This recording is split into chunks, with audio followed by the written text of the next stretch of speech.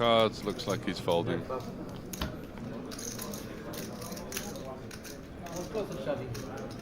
Close to shoving, he says. Whether we believe him or not. He showed the ace, or did he show? He showed the ace and folded, yeah. Okay. Kind of waved it in the direction. That's just table talk then. Yeah.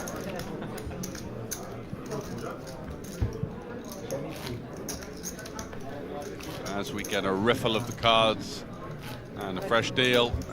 Good to think about the 120,000 up top. What are the other pay jumps that we've got to be contending for?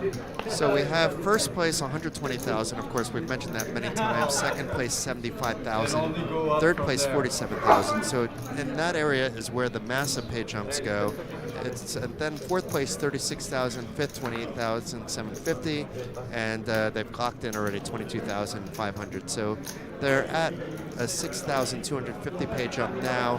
It goes up to a 7,250 pay jump then, and then we have the five-figure pay jumps right after that.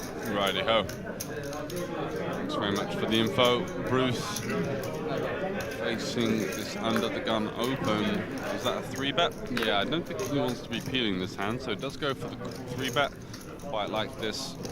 What do you think of Alex's 2.5x open from under the gun to begin with a hand like ace 10? It was to 500, and I think blinds are still at 200. Maybe he has employed the larger 240 though. He has employed the larger sizing, which doesn't make that much sense to me because he's going to be opening such a wide range. Why not go smaller? Oh, whoa! What a flop here. Dylan with the ace-9, top two pair versus the top pair. It is a monotone flop. It's going to cost Alex some chips, though, because Bruce does need to bet here, despite can't slow play his top two with the 3 clubs on the board. If Alex is facing too much aggression, he's not going to double up, I don't think, Bruce here. The action will likely come to a halt unless one player wants to bluff the river if a club comes on the turn. But let's see how this plays out. And it is a club on the turn. Oh, that's going to kill some of the action, but a pretty loose peel from Alex pre-flop here, Alexandros, with the ace-10 offsuit out of position. Fortunately for him, was in a dominating situation, which got reversed on the flop. Now 4 clubs to go. Dylan going for a second barrel here. He knows that Alexandros isn't going to have too many offsuit holdings, or shouldn't, defending this 3-bet out of position. So actually the queen of clubs is a scare card, but wow, goes for the thin value, and I think he's just going to do this in order to be able to check back the river. I was not expecting a call by Alex there once that 4th club came out, and I felt Dylan was kind of like betting and nothing is calling him unless it's beating him, you know, just to see that if his opponent had a club. Yeah. Yeah, the only clubs really in his opponent's range are like the pairs with 1 club, you know, so pocket 8s with a club, pocket 10s potentially with a club. But meanwhile, we have our first lead change at the final table with Dylan Bruce, a.k.a. the Poker Bruce Lee, regaining the lead. Not regaining, but taking the lead for the first time. He doubled right when the stream went off with queens, and now won a big pot against Alex to take the lead. Alex still has a lot of chips, but he's a bit off that 16 million mark that he was at. 18 million at one point, and Alexandros, you could see, let's just focus our eyes on him in the center of the screen. A slightly dejected look, a rather frantic energy, riffling the chips, head down, kind of staring at the felt. I can empathize with that all too well. It is quite easy to let things slide and maybe be a bit hard on yourself, but he hasn't really put a foot wrong. Went for an aggressive jam earlier, doubled up Dylan, and now Dylan causing him some problems with the ace-9 holding in the previous hand. So let's see how he develops in terms of his demeanor and his confidence at the table. That would be a good thing to keep an eye on. The glasses are coming off now as he realizes that it's back to work. The chip lead, unfortunately, has been relinquished. Yeah, he seems a little bit animated. Yeah, like Charles and Andras and him have all been quite composed throughout the final table. Easy to be composed when things are going well, right, though? Yeah, and same with Dylan. Dylan as well. I would say all of them are look like they're experienced, been here, done that before. Obviously, they have some nerves most likely as well, but yeah, it's much different than some of the other players that we've seen that are moving around all the time. Yeah. Checking back the ace, and now a benefactor of that situation as he finds a ace-high board, which typically shouldn't favor him in the check-back line pre-flop, but does indeed have the top pair and could see some barreling from our opponent, knowing that Alexandros is usually going to be kind of centering around maybe a low gut shot, maybe a 4x, maybe a jack, less so the ace. Fortunately for Andres, or fortunately in this case, not really turning any equity whatsoever, so would be surprised to see him go for the no equity double barrel, but it looks like that's exactly what he's doing. He must really think that his opponent isn't checking back any aces. That's the only thing I can think of, and trying to get him off something like a jack or even a 4 would be calling a min bet on the flop. Yeah. Obviously, there's some other cards that may just be a little bit, you know, like a small pocket pair, but that would be the same kind of idea where a bet on the turn typically gets us off. But Alex has a very easy decision to make. You don't want to raise here, you just want to call. Blind v blind. He knows that his opponent is going to have all of these kind of raggy Queen X, 10x holdings, which turn into quite natural double barrels after a flop stab. And a 5 on the river gives Andras a smidgen of showdown value, maybe versus a stubborn 4x holding, but for the most part, he's still going to know that facing the call on the flop and the turn, that 5 should be no good. I think more often than not, this goes check-check, because if Alex bets, he's only being called by, I think, better hands. Like, there's a lot of 2 pairs that are possible. Yeah, so he checks it back. And a little bit, he also wants to win this pot to change the momentum as well. Momentum is like, isn't like important in terms of the math, but it's important in terms of the psychology. Definitely. Especially in live poker. Especially for someone that we've seen to show himself to be somewhat of an emotional player. I was railing my friend who went deep into this tournament, and actually Alexandros was very animated about my friend bluffing it off to a completely different opponent. So maybe like there was a bit of rivalry at the table between him and a good buddy of mine. So I found that whole situation quite strange, and I could see why maybe after the disdain that he had for losing the big pot there versus Dylan, just showing himself to be having the type of player to be having his heart on his sleeve. Keep a keen eye on that one as we go to the next hand. We're curious how all of you are doing in the free roll. We hope many of you in the chat did enter it. Is anybody doubled up already? Is anybody already out? Yeah, please let us know. And we're sorry we were not here at the very start of that free roll, but we did give out the password quite often, so you hardcore Twitch followers did get in time for the password. Yeah, as Monsieur Le Boissonnière opens the cutoff. This explains the earlier open of 500,000 with the ace-10. Mines were really 120-240. Ah, okay. So it makes a lot more sense now. And Alexandros, I'll tell you what, after the semi-blow up there, just continuing the ace-10 out of position for no reason, then calling down on a pretty, on a board that really didn't favor him that much. Now winning the pot blind v blind versus Andras, and now finds himself in a lovely situation with pocket jacks. What's your 3-bet size here? 6 big blinds? No, much more, I think. Because you're in the small blind, not the big blind? Well, we are, what, almost 30 big blinds effective. He's open to 2. I'd be going to somewhere 7.5 BB. I don't like the call, personally. No, I think that's kind of the... I mean, it's still better than folding, but it's a lot. It's not as good as deciding how much to 3-bet. If you're making like a mathematical difference in terms of 6, 7, 8, 9 big blinds, that's a lesser of an issue than just calling. It's just such an unnecessarily big adjustment to make. I guess what he's thinking is he wants to kind of have a trap in there, but Jack's just not the holding to do that. You really want to be driving the action. You don't mind folding out hands like like King X suited and a Queen 10 suited, denying equity to these hands. Now we're often going to be going to the flop 3 ways out of position. Yeah, this wasn't the move that I like at all. Yeah, strange one. And now he's maybe going to have to get away from it. I mean, he shouldn't be calling at least a single bet. But well, this is the thing. You do see an overcard quite frequently with a hand such as Jacks. If he's making some kind of adjustment, thinking that Thomas is absolutely wild in the big blind, I still wouldn't really get on board with it, because we've seen Thomas to be quite snug. And Charles, multi-way here, he's got himself a smidgen of backdoor equity here with the overcard, the backdoor diamonds. Goes for a small bet, multi-way, the King X board.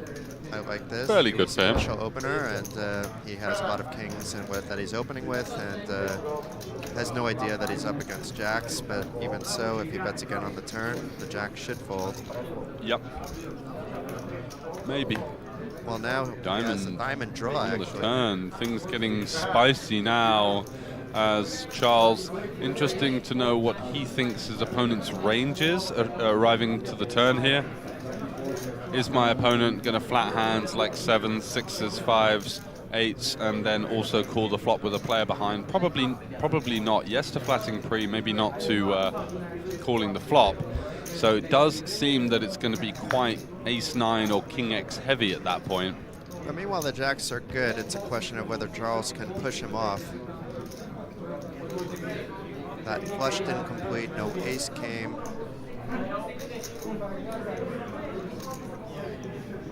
So it looks like people can still get in the free roll, because if several are asking for the password, that's great. Get on in. And we had a question by Poker Instincts, my table all sitting out here for the free roll. The etiquette is steal away. Yeah. As fast as you can. Other players would do that in your situation, so you might as well do it. It's a free roll at the end of the day. It's not the WSOP main where you've been playing with these guys for 2 days and you're playing for, life-changing amounts of money. These things happen, and sometimes you're the benefactor, sometimes you get cut out and you're actually getting blinded out. So don't think there's anything wrong with stealing there. It's interesting spot for Charles, yeah, because he's got this ace-8, and the ace is actually quite nice to have here. It's got some, it kind of unblocks a lot of these hands that Alexandros would arrive here with, such as the Queen Jacks, the Queen 10s, the Jack 10s, that may now choose to bluff. Going for some table talk now as Alexandros looks extremely comfortable.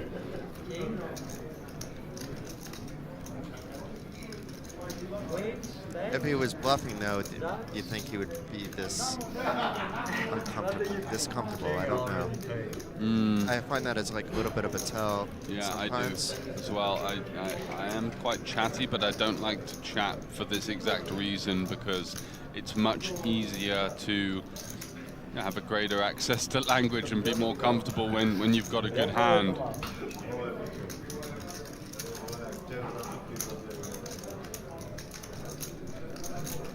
Just another sort of reverse free roll for me, chatting here in this situation. And I don't mind Charles tanking. It's for a quarter of his stack. He connected with the 8. He's basically beating a bluff. He may try to push even like a 9 if he puts his opponent on a 9, but how many? I mean, it was a small blind call, so he has a lot of like 9-10s, but he also has some 9-8s. You never really put him on jacks, that's the thing. Let's see if we can listen to some of this table talk.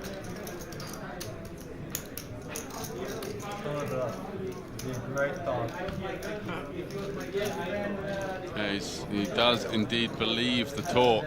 He says, great talk. Will I? I'm not sure. And then he said, show the bluff. Yeah, exactly. But you don't fold and say show the bluff if you don't think that you were right with your fold. Exactly. You're kind of being a bit tongue-in-cheek there, as if to say, come on, man, I don't think you've got the ability to sort of do this table talk and actually have a bluff. It would be an extremely good acting job, and yeah, Charles sniffing it out nicely there.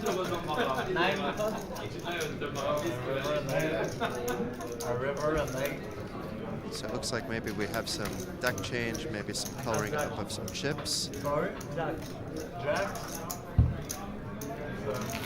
I saw you on MP3 there also. This is the most chatter we've seen at the table between all the players. Played in my mind also. I don't remember Charles chatting away earlier, so getting a bit more comfortable himself. I saw. Thank you.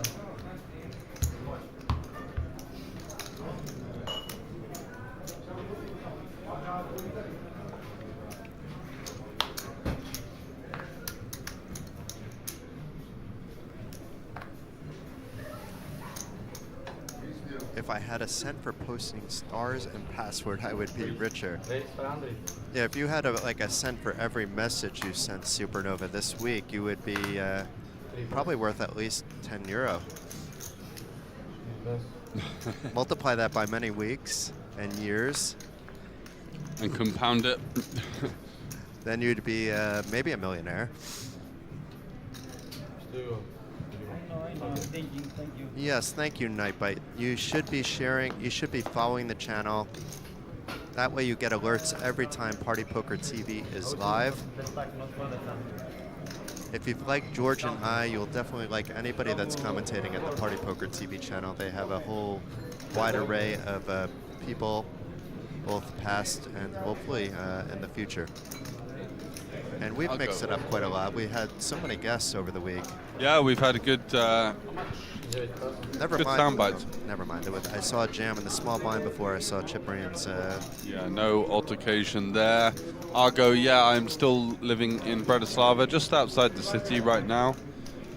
And yeah, this is going to be my base for the time being, I would imagine. I'm looking forward to going back and visiting some parents, my family, and my close friends back in the UK, though, for the majority of the summer. That's going to be next week.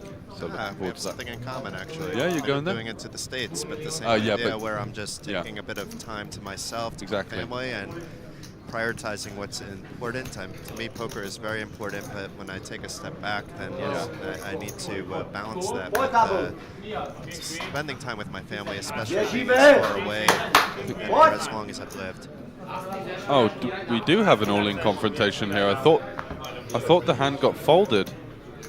So the graphics just catching up. Apologies for our oversight on that one. I mean, the dealer's hiding, like, the camera angle and the graphics. I don't think we basically did anything.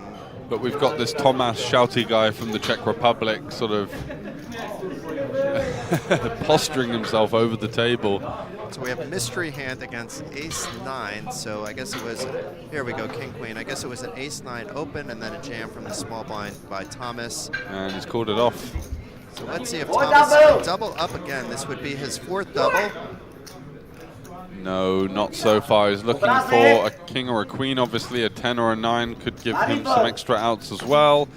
No, the deuce is not going to be good for him. He's looking for paint, and he needs it right now.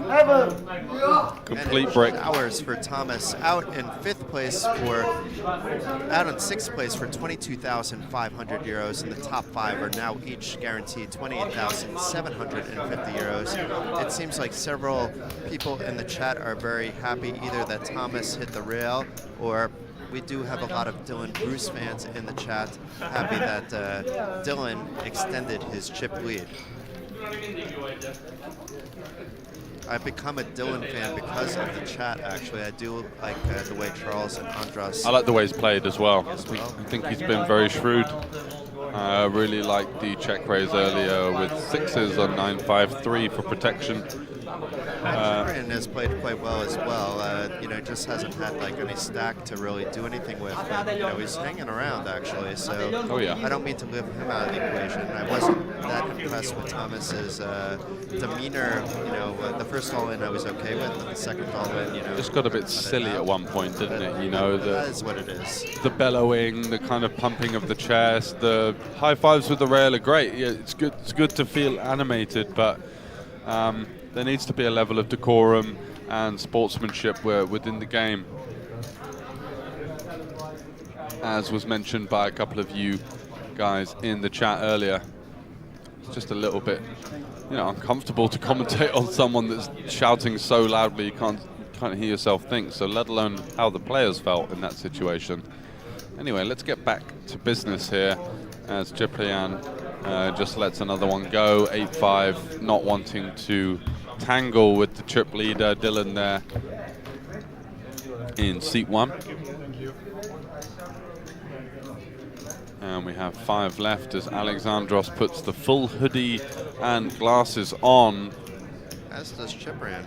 Yeah, so 2 guys now kind of falling into their hood, potentially looking to hide now after we saw such an animated spell from him, talking up a treat on the river there with the value holding. And Charles de Boissonniere ended up finding the fold.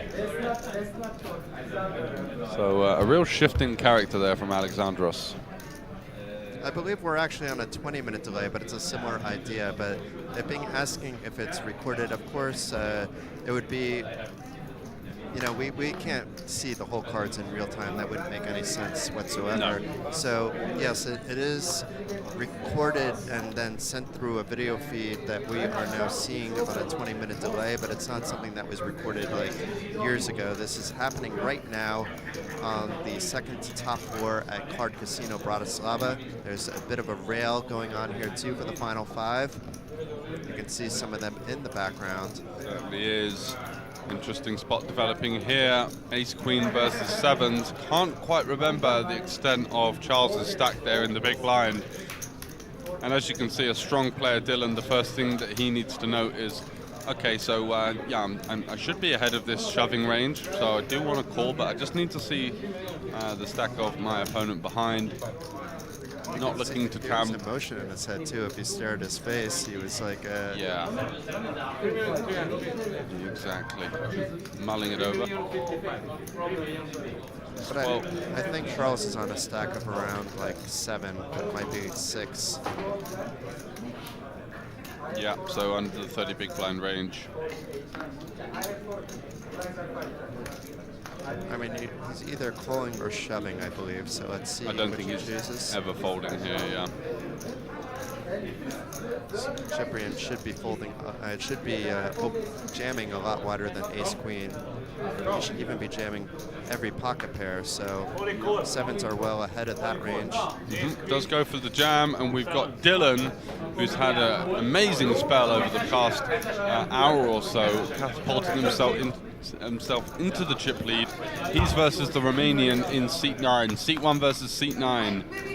Who is going to come out on top? 7s holding strong so far on the 8-4-4. Mr. Fadenator a queen. Oh, and it's a full house on the turn for Dylan. And his run just goes from strength to strength as we see now 4 people left at the Bratislava Poker Festival. But this is what I like to see. Immediately shaking hands, smile on his face. Yeah. Enjoyed the experience, even though Ciprian is out of chips. Yes, I've been waiting to say that all day. But Ciprian is out of chips. He does go home 28,750 euros richer. Nothing to laugh at all. And now the final 4, I don't see them stopping to talk a deal at all. So it maybe not be four-handed that may happen. It may not happen at all, but they've all locked up 36,000. They're playing for an 11,000 euro pay jump already, with third place paying 47,000, runner-up 75,000, and we've mentioned many, many times, and we'll mention it once again, that the winner will take home 120,000 euros, along with those 2 trophies you see on the podium in the center over there. Yep. They may have to get some extra suitcase room, but with the 120,000 euro top prize, I think they could spend the extra few bucks to do so. I'm pretty sure they can have them shipped as well. But those are 2 trophies I'd like on my mantelpiece, and I'm sure you would too, George. Absolutely. I don't think my mantelpiece is big enough for them, to be honest. They carry quite a presence. With 120,000 euros, not only can you afford the shipping, you can afford to redesign your mantelpiece as well. It's true. That's the last of your worries, I guess, with that kind of money. So Dylan back in the mix. King 10 opening the button now, and he is almost at the 20 million mark. Andres, 10-9 suited. Pretty standard defend. Interesting to see if he goes for the jam here. Yeah, I don't think so either. It's a little bit too deep for that, and ICM he's kind of neck and neck with Charles there. Doesn't want to do anything too silly. 5-3 deuce. Nice flop there for Andras. Not too bad. Flush draw, and also hits the big blind's range with all those low cards, and he may take a stab at it after Dylan Bruce did check after not connecting with his King 10. He could technically, with a bet, push Dylan off this hand while still having a bit of equity if he's called. He doesn't want to be raised, though. He certainly doesn't want to be jammed upon. So he may try to check to keep the pot small so he does see that river, but I think after it's checked, we're going to see Andras bet, and that's exactly what he does. It's not a big bet, though. It's 400,000 into a pot of 1.4 million. And yeah, Dylan wastes no time in folding, so nice awareness there by Andras. Absolutely. To take down that pot, and back to 6.3 million. He seems to be always hovering around this between 6 and 10 all final table long. Yeah, not a bad place to be, just hovering around that kind of 20 to 30 big blind mark. Hasn't really been in any danger of being eliminated so far, and has lost a couple of big all-ins, so definitely a man to keep an eye on. So Chaz is asking about the high roller. No, it's not visible, but I can tell you some facts about it. I don't know who is exactly the chip leader at the moment, but there are 8 players left. They're playing for a 60,000 euro top prize. Martin Arden from Netherlands, Harada Alcalde from Spain, Eric Wig from Sweden, January, I love that name, January Frydek from Poland, Martin Planetskig from Argentina. It's so international. Anton Wig. Played oh, it's Anton. Why am I saying Eric? It's I didn't even know Anton was here. No, neither did I. I bumped into Martin real quick. You know. Martin who? Martin Cabral. Also came last night to play the high roller. Andre Centula and Michael Schuh. But yeah, I would say Anton is the most experienced at this final table, and we're looking at, we are in the money now.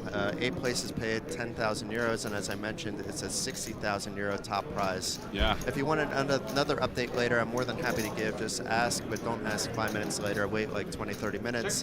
And even though I don't have hands or chip counts, I can tell you who busted where. That I do have access to. Absolutely right. So we'll keep you updated on that one as the action develops over there in the 3K high roller. Also running right now, we have the Omaha as well, side event.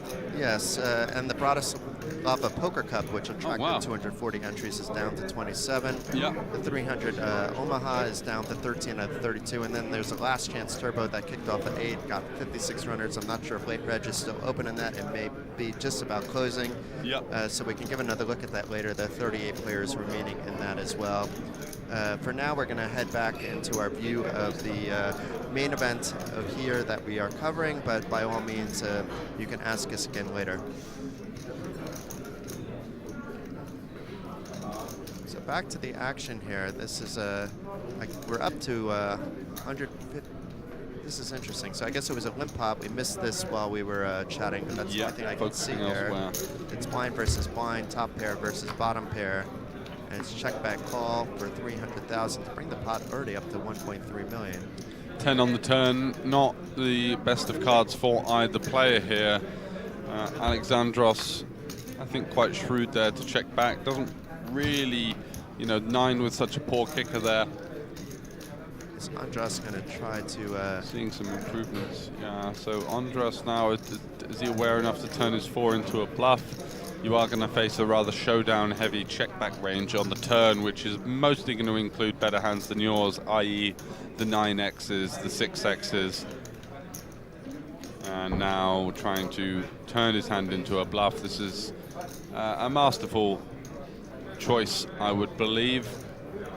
Doesn't get much worse in terms of hands that we check call flop with and arrive here with. Everything kind of gets there, all of our diamonds, and so we do need to have some bluffs, and the 4 just having such limited showdown value that he does decide to turn it into a bluff, goes for the half pot. It's a really believable sizing, you can value bet essentially any diamond for this size, so quite difficult for Alexandros to really consider a worse hand, and an amazing bluff from Andras, and good momentum for him.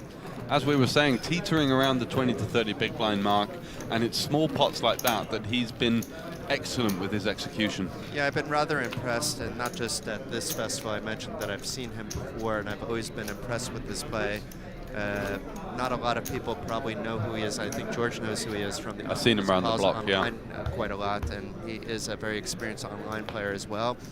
But I think we're going to see bigger things to come from Andras.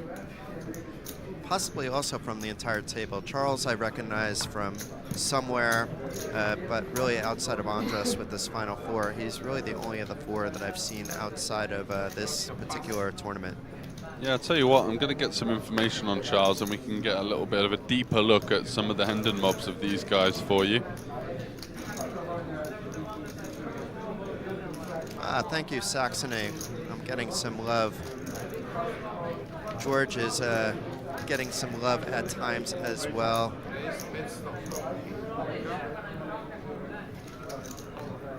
But love doing this comms with George, not only because I like George as a person, but just I'm enjoying the analysis and it's making me think a little bit, which is always good. As I mentioned, I consider George to be a stronger theoretical player than I am, and probably the stronger overall live player, when it comes to most formats. Keep going, keep going. I'm very aware of where I stand. I try to be honest with myself. I do not consider myself a bad player, but I understand that there are a lot of better players than I am, and it's important to recognize that at the poker table, who you think are better than you, who you think you can find some exploits are, and if you can do that and not have the ego get in the way, you can do quite well over time. Wow, so Charles Le Boissonniere actually had a huge score in the Party Poker Live Millions in North America for 600,000 Canadian dollars. That was back in 2018, so that's most of the information I've been able to find on him. I believe that might have been a 10K buy-in, so someone that's certainly cut his teeth pre-COVID at the higher buy-in level, now here in Bratislava and mixing it up in the 500. I'm not surprised to learn that based on his demeanor at this final table. He has played quite well, doesn't look nervous at all, and that's hard to do when you're playing for so much money, but he's played for a lot more.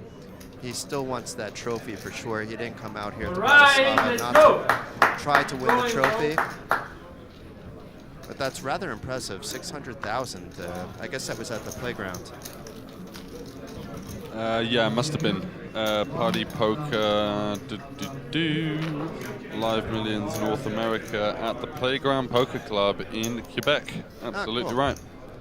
Which is the French-speaking side of Canada, right? Yeah, and he has obviously a French surname. Extremely French surname, yeah. It's Caroline. Sweet Caroline. Ba, ba, ba. We had some moments in Malta, and also in other after Malta. I think it was in January we ran into each other. Very Lovely. nice lady. Enjoy watching her play poker as well. Has a strong understanding of the game. But whether you have a strong understanding of the game or not, that's not how I make my friends. Yeah, a bit of a social climber comment there, Jason. Yeah.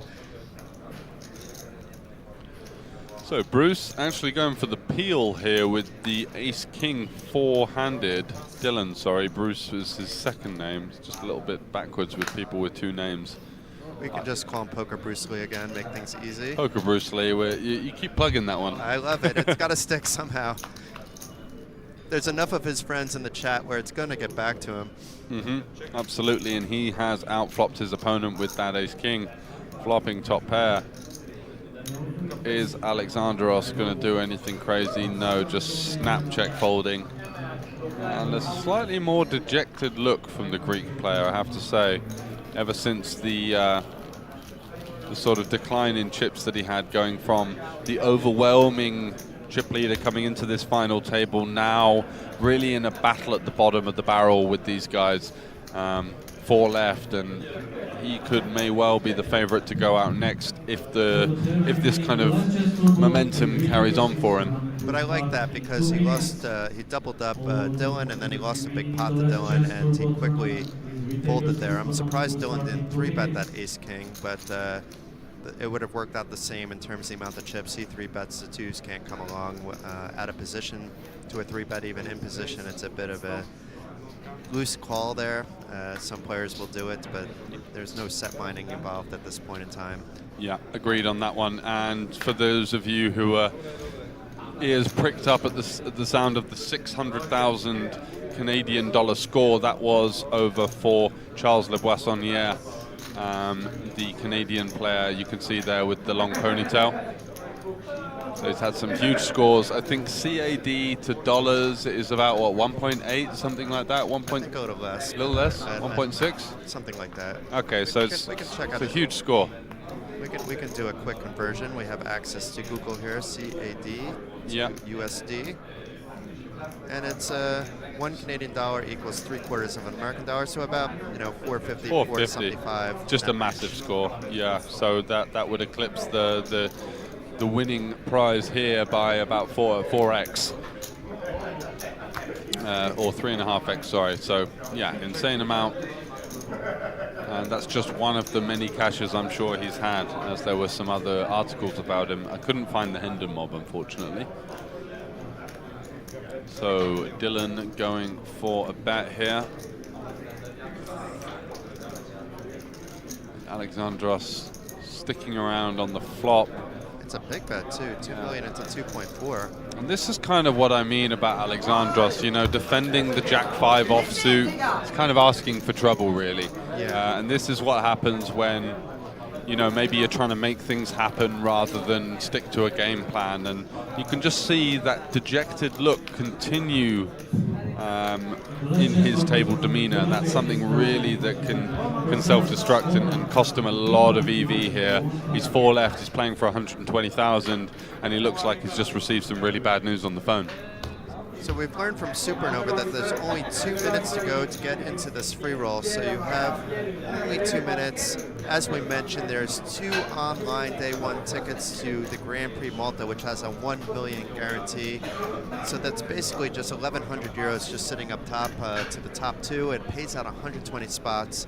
Absolutely free to enter. If you don't have a Party Poker account, it can even be a new Party Poker account registering for this free roll, because all you need is the password, which Nightbot just shared with us, is final. So get on in and please give us some updates. I haven't seen one of you update, whether you've doubled up, whether you've already dusted off your stack. It's okay. There's no shame in a free roll. You are really, even though there's a lot of tickets, I know I would be playing this just solely to get into the top 2, just because of the drop-off between second and third. So to me, it plays more like a satellite with paying 2 spots. But for many of you, it would play out differently, where there's a lot of tickets in the middle. And pretty much free is free, so get on in. Free is free. Great insight there from you, Jason. A free roll is free, guys. This is what happens after 8 hours plus late night last night, that my vocabulary goes down a little bit, George. No worries. I come alive at night, so I don't mind.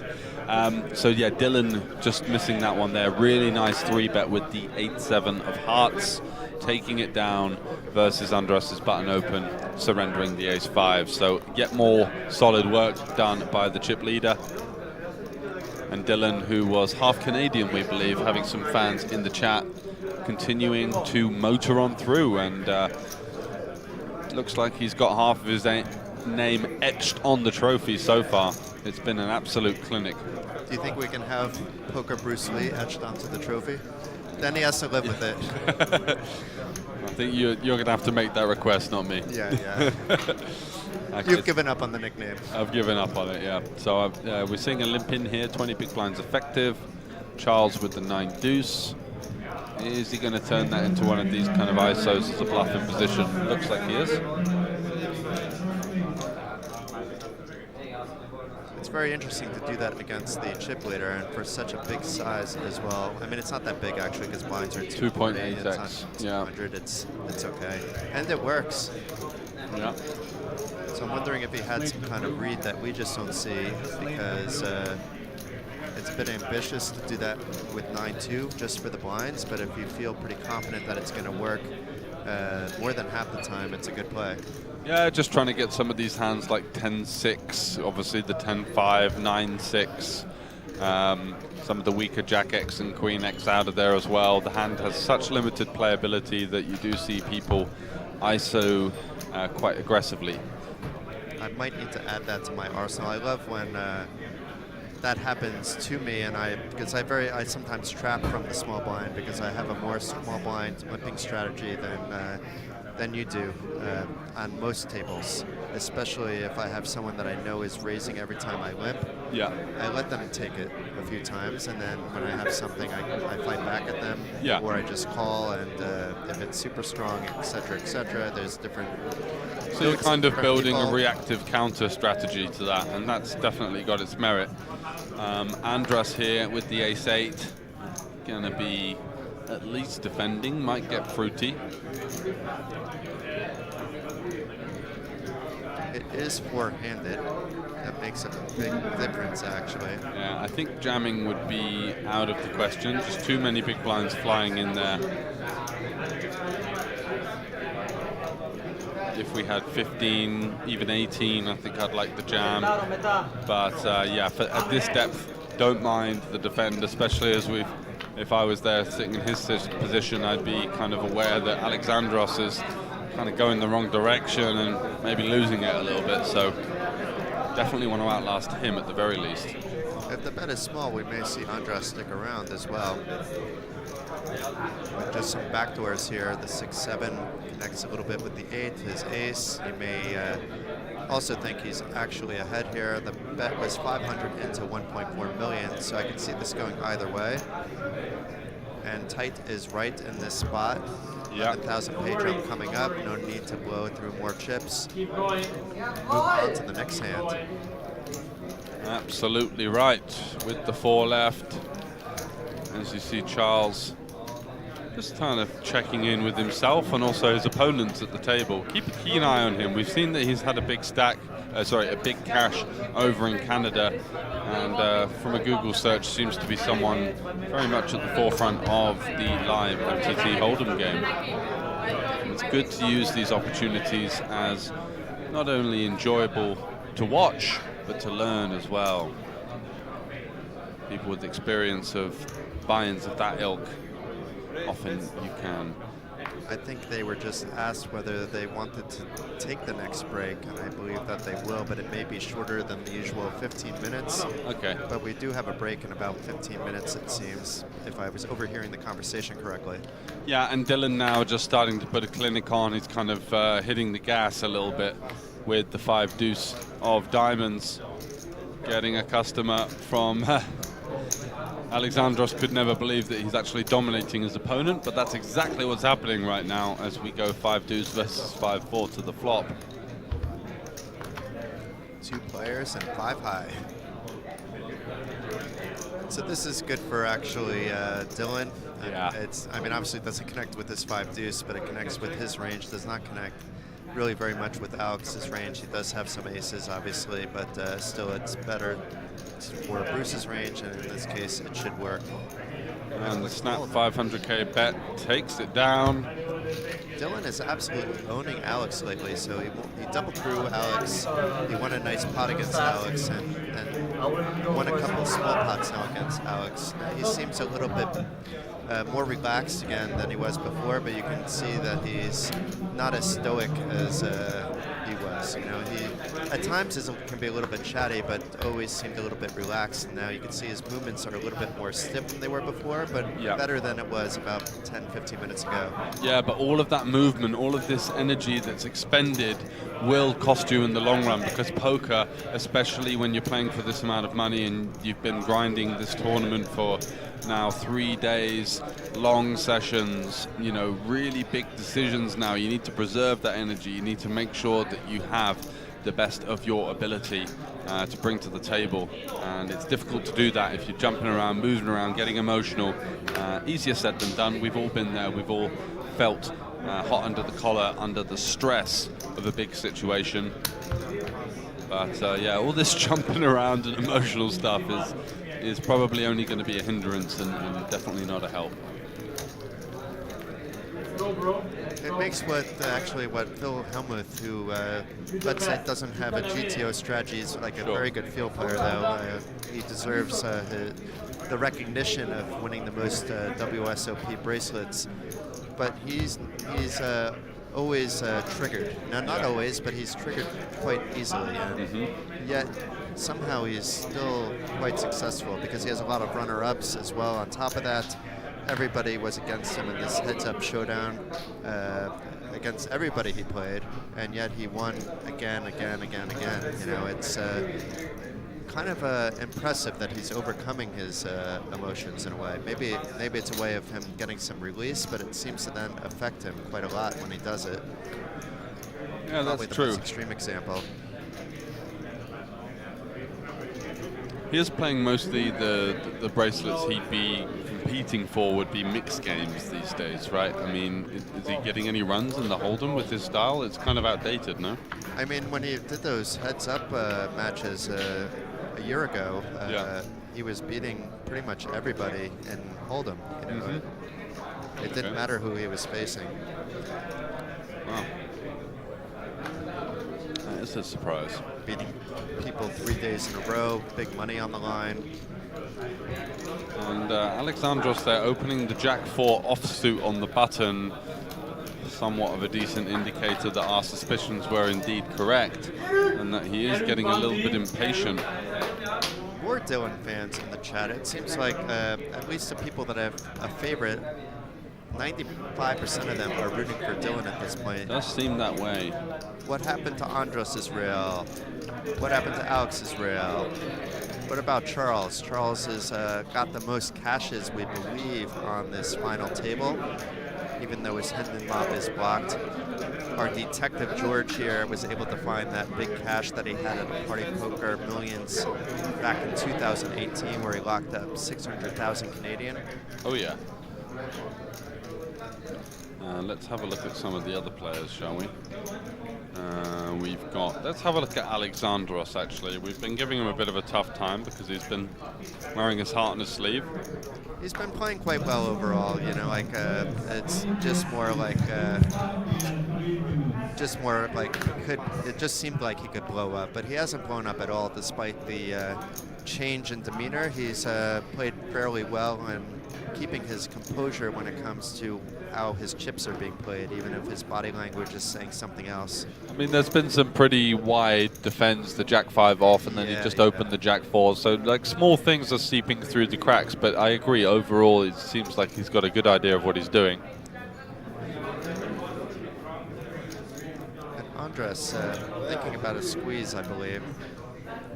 Total live earnings of $2,600. Wow, so that's that goes. Why we never heard of him before. Yeah, that goes to tell you some of the reason that he's so emotional here. He just came 8th in the Greek Poker Masters in Loutraki about a couple of months ago. I didn't even know they're allowed to run tournaments in Greece. So imagine coming in with just 2,000 in live cashes and you've already locked up 36,000. So it's been a very successful event for Alex, regardless of how this turns out. Wow. Andros is probably between the 200,000 and 300,000 range. He's playing a lot of these, 550s, 1Ks that I've seen a few times this year, and I believe last year as well. He's like a player that I've noticed post-pandemic, like George, because I was following when live poker was pretty much dead during the pandemic. I was following the big online events, and Andros' name came up more than once, so I recognize him from there as well. He's shown he's a very experienced player on his play at the final table. But meanwhile, we have a 5-3-3 flop, and Alexandros continuing for 710,000. Gets one player to fold.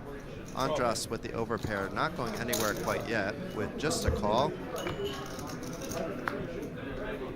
And the 5 on the turn, the 7s are still above both of those. There's not really any 5s or 3s in the under the gun opening range, unless it's something like pocket 5s or pocket 3s, but there's only one combination of each of those, and the odds of that happening, of course, there's some ace 5 suiteds, potentially even an ace 3 suited, but that's really about it. I don't see like a 5-6 suited opening from under the gun, but then again, it could be a little bit different.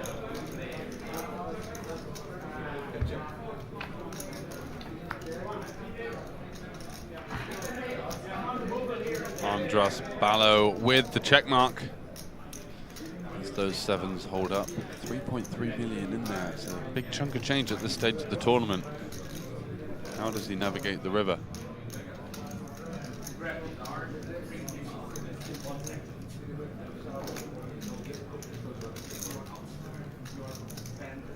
It'll be interesting if Alex lays on some pressure on this river, in fact. Andras may want to try to set the price.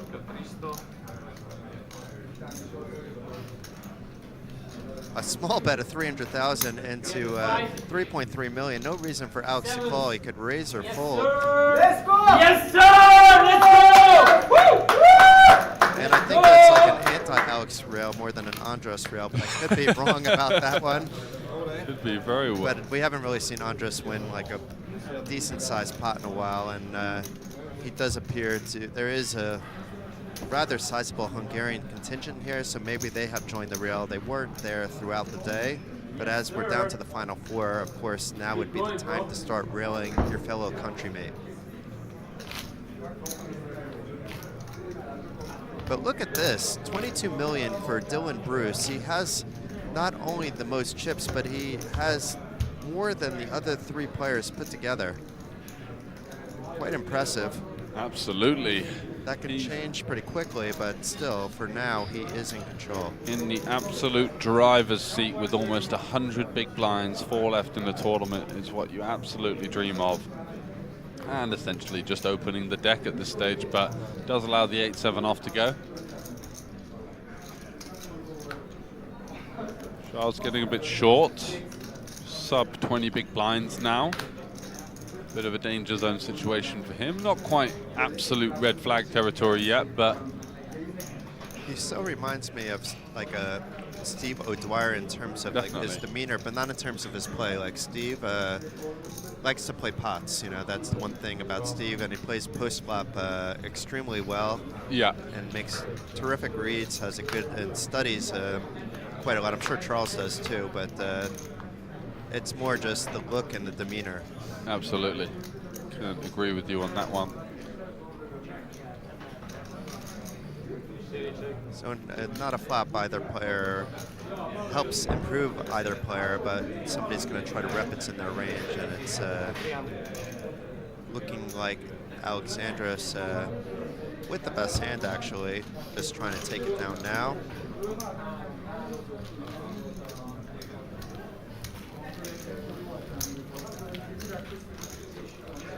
And the table talk has died. Like, we had a little bit of a moment where it was a lot of friendly table talk, which I always like to see. Absolutely. When players are laughing with each other.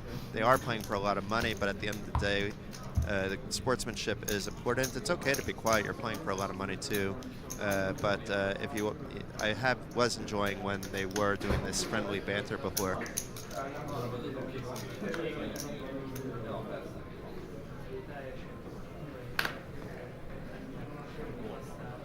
And still none of you in chat have updated how you're doing in the free roll. And Skibbit's saying I played with Andras in the 1K in Malta 2 weeks ago. I wasn't at that one. I was at 3 other events in Malta reporting, and one of them reporting and commentating. I'll be back in Malta again for the Party Poker Millions. That'll be the next time I will be in Malta. So hopefully we get to meet then. You can introduce yourself to me. It's pretty easy to find me. I'm a very approachable person, as most people will tell you. I can vouch for that. And Dylan now, he's going to be ISOing pretty wide, but Ace Queen's certainly going to be in there, and Alexandros just not wanting any of it with the Queen 9. Not a terrible hand, four-handed, especially versus someone that's being quite aggressive, but electing just to get out the way.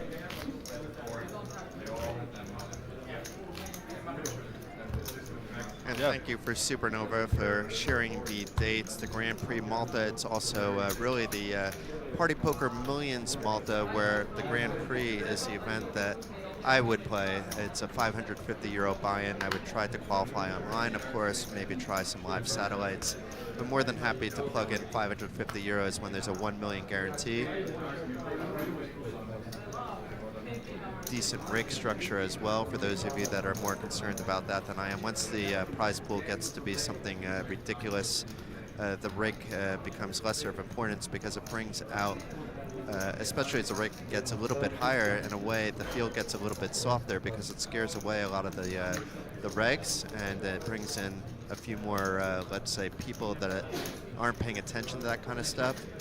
That's true. It's good to find a happy medium, though, overall, I would say. Yeah, I still don't think more rake is better, so let's not like overblow what I said. But yeah, in terms of a live event, if there's an extra €10 rake, well, I'm spending probably like 20, 30 euro just for being in the casino on stuff like drinks and food and stuff like that. So I don't mind at all, and I'm also a tipper as well, so like I certainly don't mind paying a little bit more in rake. But to me, like live, these kind of events, I'm going on a poker holiday when I travel. It's a little bit different when I'm playing back at home.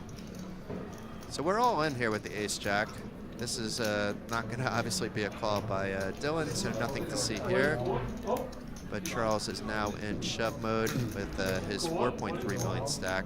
Happy to go up to 5.3 million. And Dylan asking for a count. Maybe yeah, I'm not sure if there's either a graphical error. I don't believe there would be, or he's just posturing. But again, it's quite clear that you're the chip leader, that you do have raise folds here. But just doing a psychological thing, I think, trying to get under the skin of his opponents, as if to say, you're not going to get me off that easily.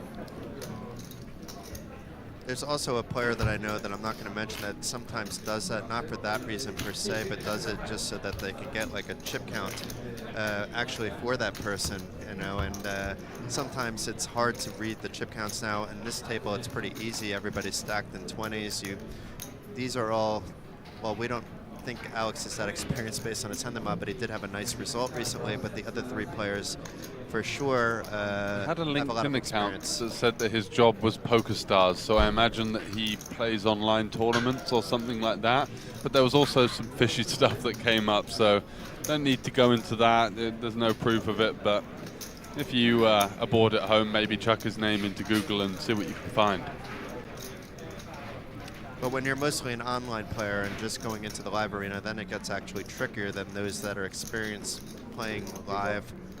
There's many poker players that are far better than me, even as a live reporter, counting chips. It's like a rather impressive that they can look all the way across the table when I'm doing like a count, and I mutter to myself it's 175, and they'll tell me it's, and I always round to the nearest like 5 or 10 or 20, depending on like where the blinds are at, and they tell me no, it's 177. Oh wow, okay. Like that's really and it's not even the player that's like whose stack it is. Yeah, I agree with Poker Instincts as well. I think that it's really difficult to assess what your true ROI is, and often anything that you think it might be, just cut that in half and you're probably going to be closer to the real number. It's so easy to overestimate yourself in poker, and I learned this the hard way. I was traveling around playing live MTTs, trying to do that for a living. With all the expenses and stuff, it can be quite tricky. So I think you need to supplement it with online or cash games. We've got something going on here. It looks like a jam. A 20 big blind shove. Yeah, just piling it in there. Surprised he didn't go for the... Oh no, he goes for a limp jam, I think. Yeah. Yeah. Sorry, we got a little bit off topic there. But it's a good point also, and even online, like I think I've written, let's say, about 700 entries into tournaments, and in the 25 days leading up to coming up here, when I had a little bit of time off, 700? Yeah. Wow, that's quite some I volume. mean, I'm multi-tabling. I'm not saying tournaments, but entries. You know, I'll re-enter Okay. some events. You know, Yeah, that yeah. kind of stuff. So, if we're looking at like 20 to 30 entries per night, then that's where we get to that 700 number. Fair enough. Just doing quick math, maybe it's 600, 500. But that's the point is even that isn't the sample size for me because I'm playing during the summer when the like when the really good regs are like in Vegas. Yeah, game selecting, right? So if I'm choosing based on that, then I'm just tricking myself, you know, and I always want to be honest with myself. So I'm not even looking at the ROI in that time, and I'm waiting until people are back. But even that isn't enough of a sample size for me because the game is constantly changing. It, depending on who you talk to, about 5,000, 10,000 tournaments is where you can get your sample size, but that would be in a static vacuum environment. So yeah, and also the live poker variants. It is brutal and it is time consuming, but it remains to be the softest form of poker. So, you gotta. and a jam here under the gun. It was a 3-bet by Charles. Yeah. An open 3-bet jam. We're going to get back to the action. I'm sorry, chat, but we're answering questions that are rather important and that we're happy to answer when there's slow periods, but the action moves so fast four-handed, and we don't want to miss any big spots. But That's we do exactly love right. you all.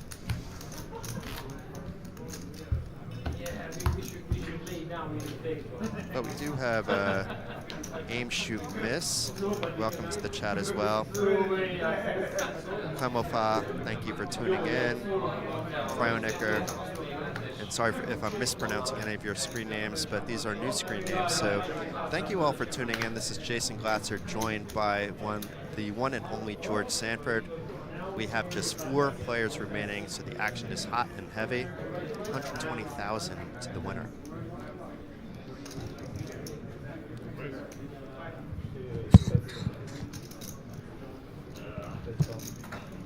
Andras on the button, opening it up with the ace-5. Yes, And sir! Keep going! gets one through as the Hungarian rail go ballistic in the background over simply a raise and take. That's funny. Yeah, it is. I quite like it. Good night, Argo. Thank you for tuning in for so long. Always a pleasure to see you in the chat, but I'm more looking forward to seeing you in person tomorrow. You may or may not be able to get a full conversation out of me tomorrow because I'm not going to get an ounce of sleep before arriving in Estonia and then straight to work. I'm going to try my best to tough it out through the day and then crash hard for about 10, 12 hours. But by the time Tuesday rolls around, I'll be back to my normal self after all that rest. And we can have some fun talks.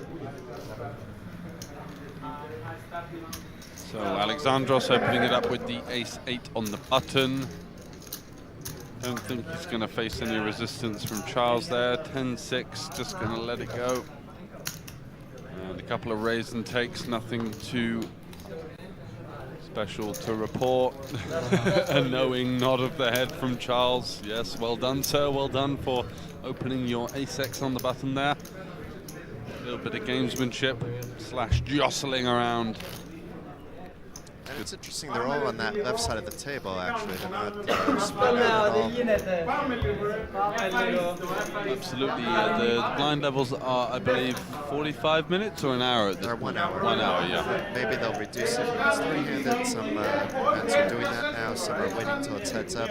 But pretty much most events I'm covering these days are cutting the clock when it gets short-handed because you're getting so many more hands in Anywhere. per level Yeah. that even if you cut an hour to 30 minutes, and when it's heads up, it's going to be still more hands than it would be if it's full ring with 1 hour. Exactly right. Less people, more of a flow, and just lots more small pots.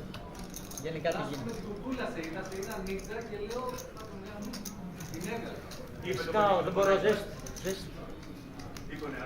just thinking about doing something, it looks like. Timing would be a little bit off if he decides to 3-bet here. But And let's just fold. indeed Yeah. fold. Yeah, Dylan lurking there with the pocket 9s. Was going to be sending it into his eye if he did face a murky 3-bet there. Thank you, Scotty. Guys, I just want to say I've enjoyed the stream the last few hours. Great commentating.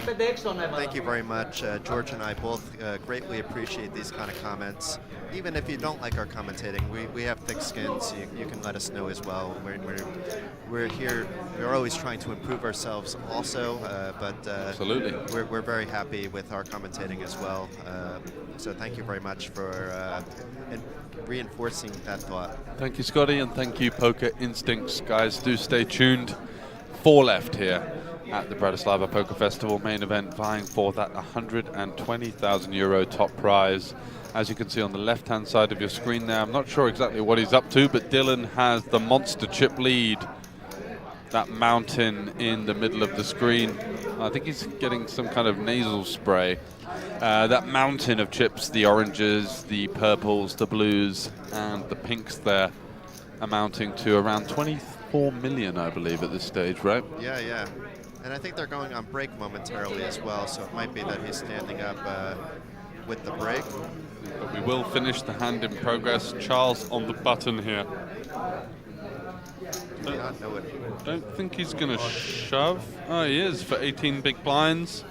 I guess because it's four-handed, you've got the big blind ante in play as well, which makes it much more beneficial / attractive to just go and try to take down the 2.5. So it is a nice pickup for Charles before the break.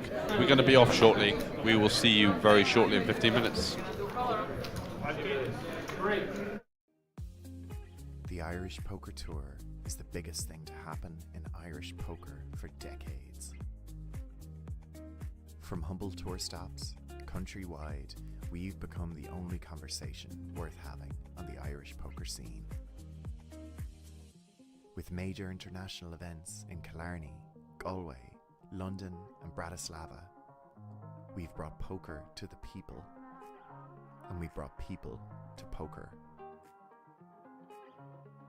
And we are proud to introduce the Irish Poker Festival, Ireland's biggest buy-in main event for over a decade. Hosted in the luxurious Intercontinental Hotel Dublin, welcome to the new home of poker excellence in Western Europe. We can't wait to see you there.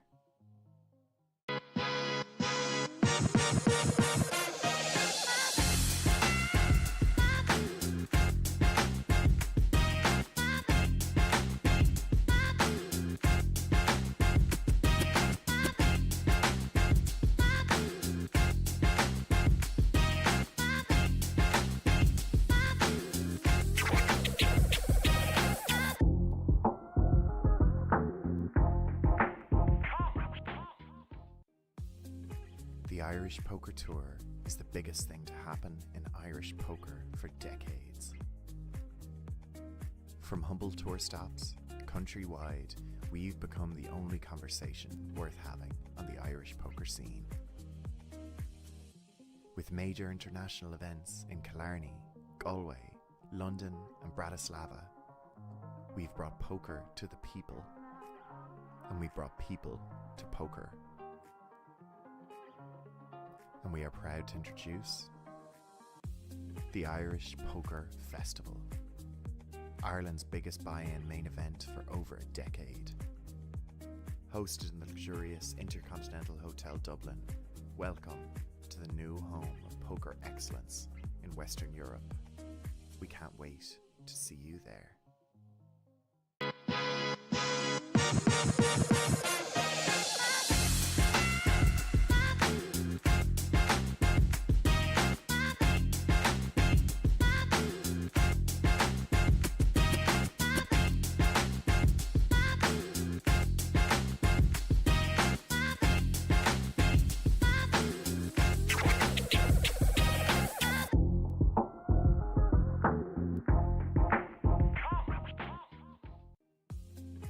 The Irish Poker Tour is the biggest thing to happen in Irish poker for decades.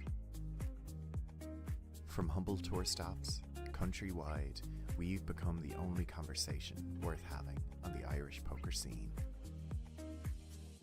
With major international events in Killarney, Galway, London and Bratislava, we've brought poker to the people, and we've brought people to poker.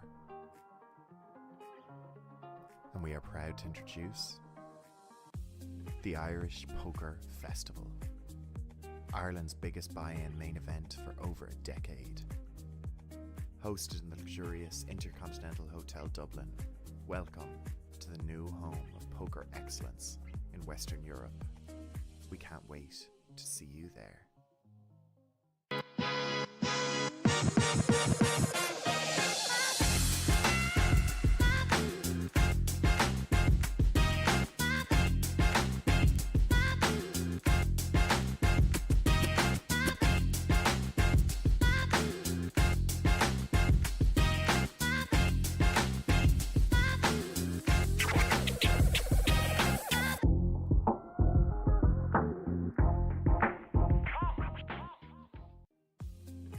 The Irish Poker Tour is the biggest thing to happen in Irish poker for decades.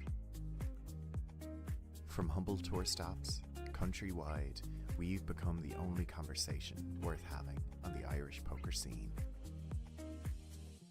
With major international events in Killarney, Galway, London and Bratislava, we've brought poker to the people, and we've brought people to poker. And we are proud to introduce the Irish Poker Festival, Ireland's biggest buy-in main event for over a decade. Hosted in the luxurious Intercontinental Hotel Dublin, welcome to the new home of poker excellence in Western Europe. We can't wait to see you there.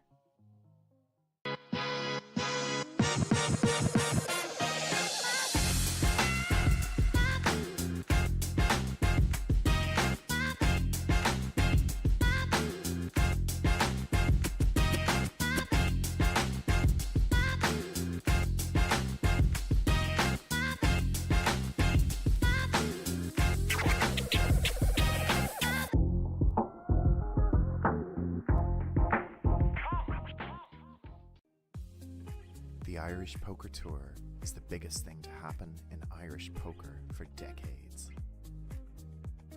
From humble tour stops, countrywide, we've become the only conversation worth having on the Irish poker scene. With major international events in Killarney, Galway, London and Bratislava, we've brought poker to the people, and we've brought people to poker. And we are proud to introduce the Irish Poker Festival, Ireland's biggest buy-in main event for over a decade. Hosted in the luxurious Intercontinental Hotel Dublin, welcome to the new home of poker excellence in Western Europe. We can't wait to see you there.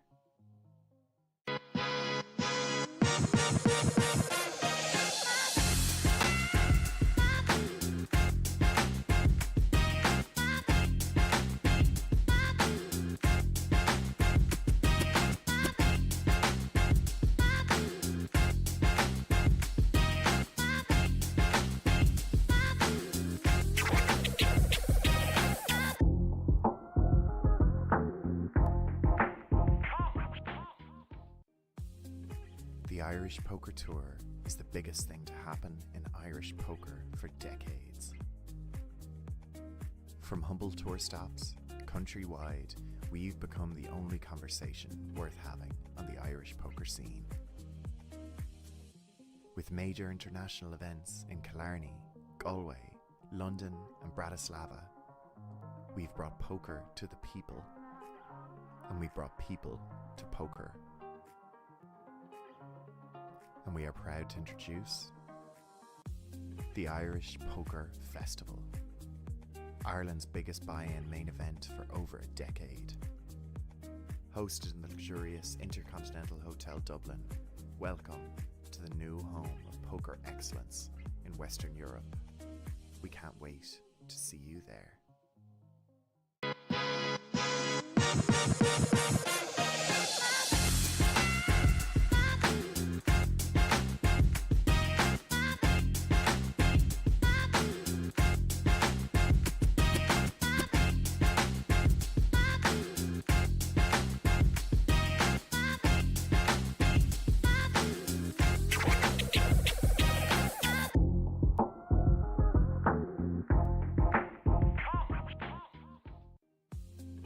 The Irish Poker Tour is the biggest thing to happen in Irish poker for decades.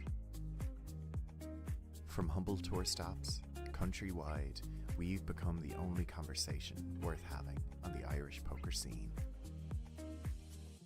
With major international events in Killarney, Galway, London and Bratislava, we've brought poker to the people, and we've brought people to poker. And we are proud to introduce the Irish Poker Festival, Ireland's biggest buy-in main event for over a decade.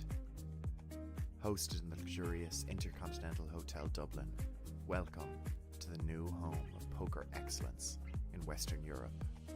We can't wait to see you there.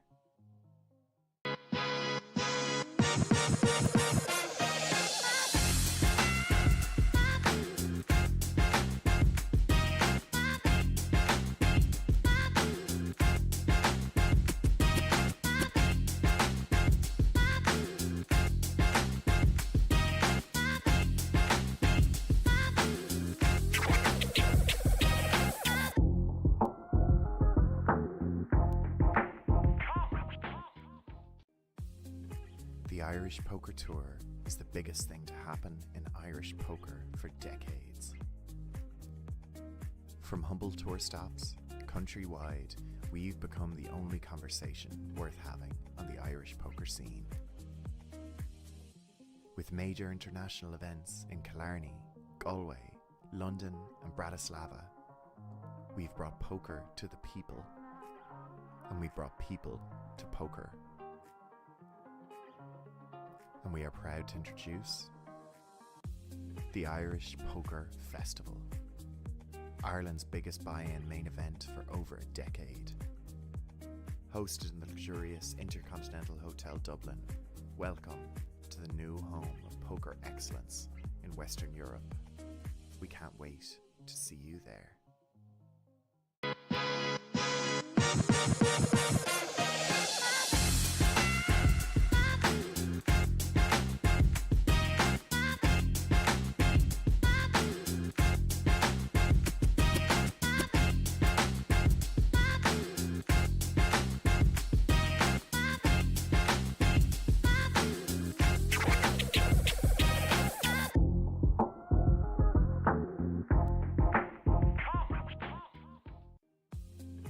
The Irish Poker Tour is the biggest thing to happen in Irish poker for decades.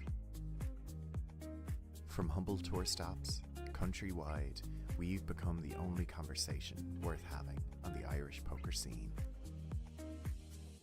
With major international events in Killarney, Galway, London and Bratislava, we've brought poker to the people, and we've brought people to poker. And we are proud to introduce the Irish Poker Festival, Ireland's biggest buy-in main event for over a decade. Hosted in the luxurious Intercontinental Hotel Dublin, welcome to the new home of poker excellence in Western Europe. We can't wait to see you there.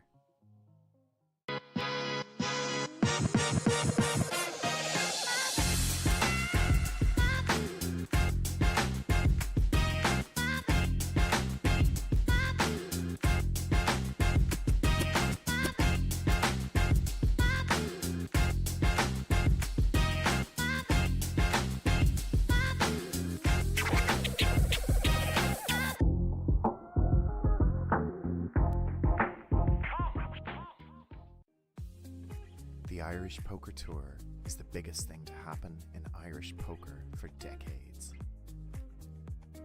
From humble tour stops, countrywide, we've become the only conversation worth having on the Irish poker scene. With major international events in Killarney, Galway, London and Bratislava, we've brought poker to the people, and we've brought people to poker. And we are proud to introduce the Irish Poker Festival, Ireland's biggest buy-in main event for over a decade. Hosted in the luxurious Intercontinental Hotel Dublin, Welcome to the new home of poker excellence in Western Europe. We can't wait to see you there.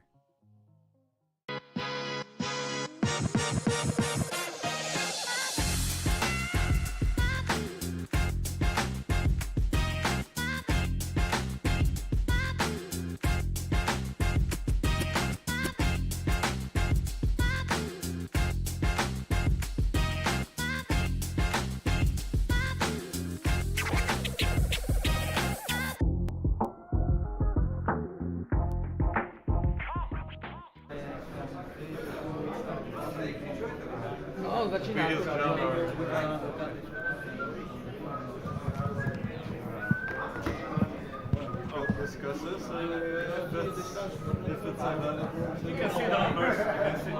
Yeah, 'cause he's fearless. Yeah, I know. Hello everybody and welcome back as we have 4 left here at the Bratislava Poker Festival. I'm joined by Jason once again. How are you, sir? Very good, and we learned some interesting information. Obviously, this is 20 minutes in the past, so the players were discussing a deal. That's why the break is a little bit longer. We do not know which player didn't accept the deal, but we learned that the deal was turned down by one of the players, so no deal was made as of yet. That may all change when we get 3-handed and maybe even heads up because the payout jumps are hefty. We do know that Charles Le Bonasser, as George looked up, had a 600,000 Canadian cash, which is about 400,000 euros, 450 American, give or take 20,000, but you get the general range. So for him, this won't be his biggest cash. I think for the other 3, it will be their biggest cash. Andras has been in big spots before. Dylan looks like he's also quite comfortable. Meanwhile, Alexandros basically just had like 2,000 cashes leading into this event. That's right. But appeared to be an online player, but is basically has some body emotion that's a bit different than the other 3 players, and showing that this is like a nervous spot for him, I would say. Yeah, I would totally agree with that one. You can see lines have gone up to 150 to 300,000. And with an average stack of 11 million, that still means that the average stack is more than 30 big blinds. But you see all 3 players other than Dylan are below that mark.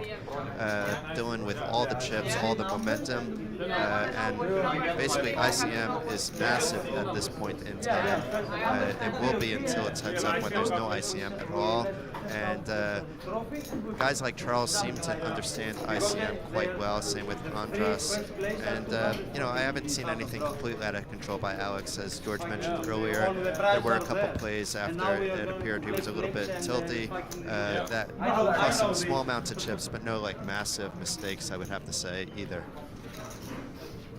Absolutely not. I was trying to get a grasp of what this Alexander was quite loud and sort of stumbling around, sort of shouting a little bit. I was trying to work out what he was saying. Couldn't quite figure it out.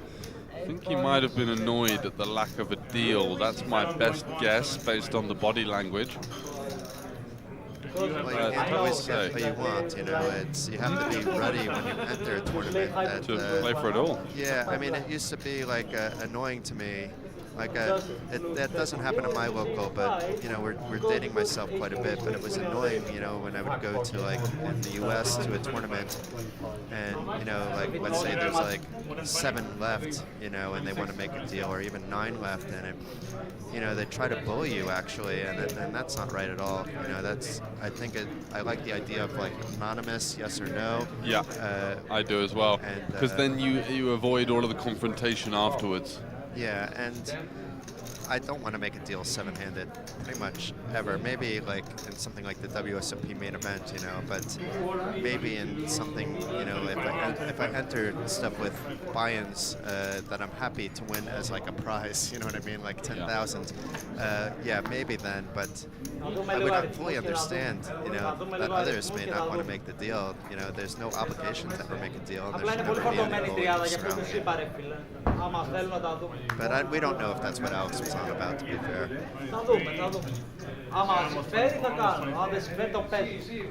He does seem quite animated, though, at the moment. Hopefully he can get back to focusing. His focus seems to be on and off at times. It hasn't affected his play that badly, but he could be actually be giving off tells to these experienced players that we don't see quite on the stream as well. You know, stuff with the neck, stuff with how he's moving his arms. Some players are very adept at that. A lot of good field players out there. A lot of them are, let's say, older school players. You know, before we had stuff like the resources that we have today. But yeah, you can see that I think they might be still chatting about the deal. That didn't happen. You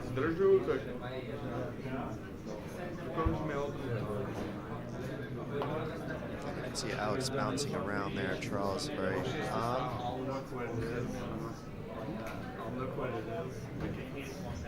Just be quiet to see if we can pick up what they're talking about.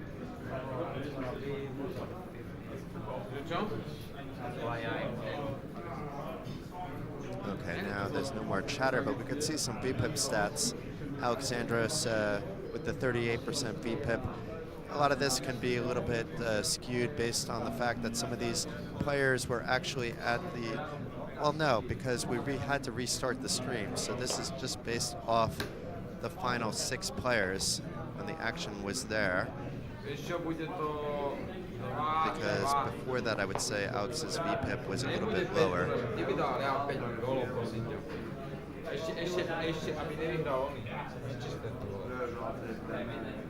And Charles there on the phone. But this is a good time to talk to y'all, chat. So let's answer some of the questions here. Number, there are 4 players left, or hashtag team no deal. Okay, I agree with you, Zippo. Skip it's allowed to make a deal at the Party Poker event. Card Casino also allows deals, so does the Irish Poker Festival. When we're playing for 2 trophies, so any deal involved will have to leave a certain percentage of the remaining prize pool left to be played for, so they're not chopping up the entire prize pool. The event would never end with a deal, but you can see they're still looking at the numbers, so we did give a little bit of a spoiler already that they did not agree to a deal, but we can watch what it's like to make a deal, and it can be complicated at times four-handed. But I have seen plenty of 4-way deals in my time. Let's see what other questions we have. What are the prizes left? I think Nightbot can answer that one. And we don't play for nothing in this? Good evening to you, X Easy Busta X. Hello, Moses TV. Thank you for sticking with us all this time, Mr. Masu and SB Cards.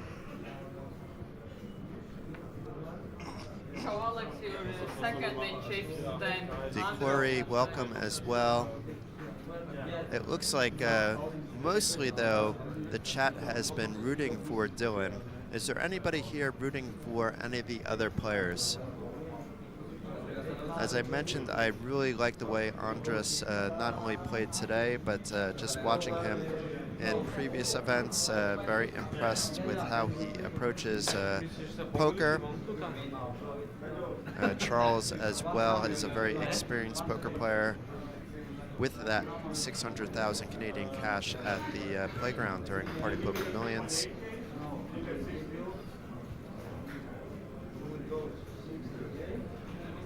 Big, we're happy to have you, but unfortunately it's English only in the chat. But if somebody wants to translate that, I'd be more than happy to respond to it. And it's gone.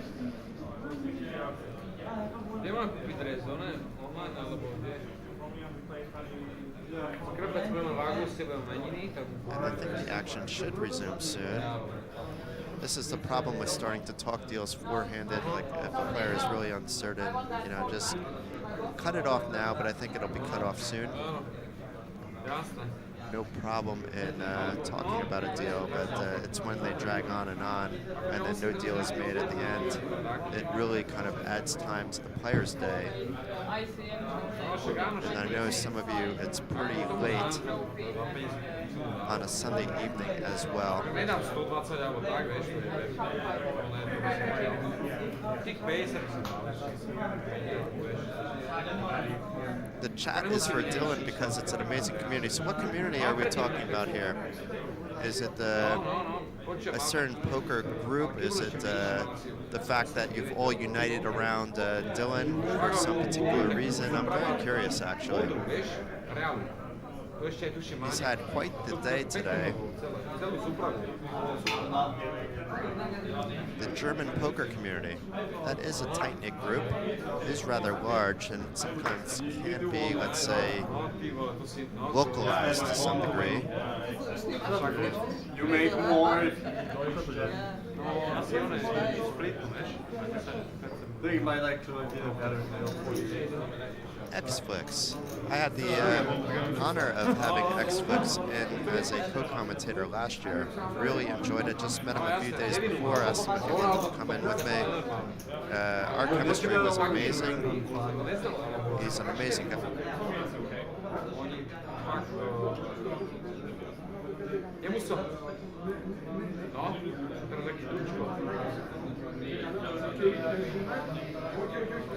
Ja Kristijan, ja sam mislio ono klasički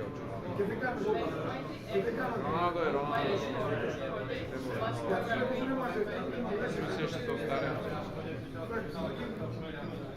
Ali ja onim tetom Kristijan. Ostala je od takvizera Ronaldo. Počuješ, nek tam priča od Laca Lučina. Stalo je ona veliki rok. Mali drži, a ja Ronaldo. Ali ovo je mogu tak šetiti, tak nekako neskoro mu začal članiti, viš. Kad malo si mu začal skitiš i svača 8-9 rokov, viš, i kad už svoji promocije. No, there is no deal, man. I assume there is no deal. No deal.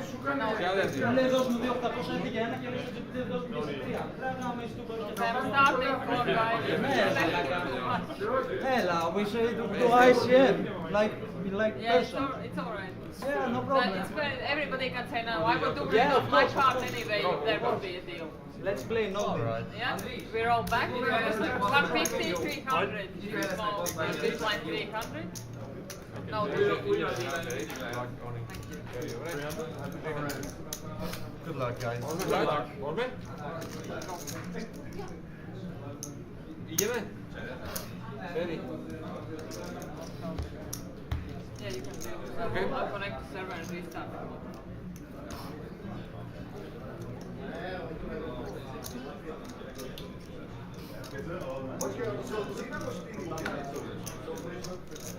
Trojka pas.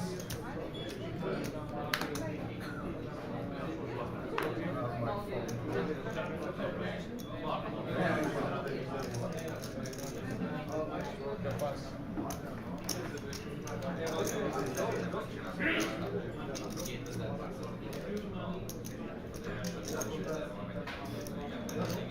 Kappa race.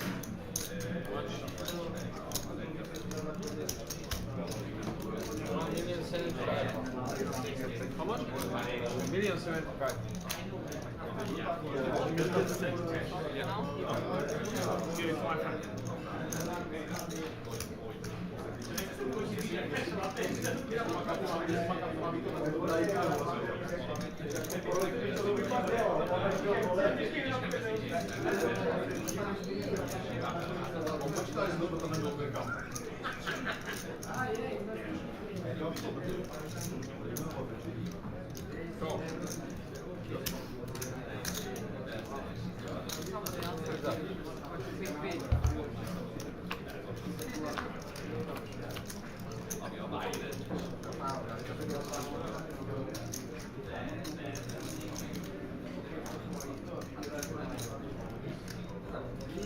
Check.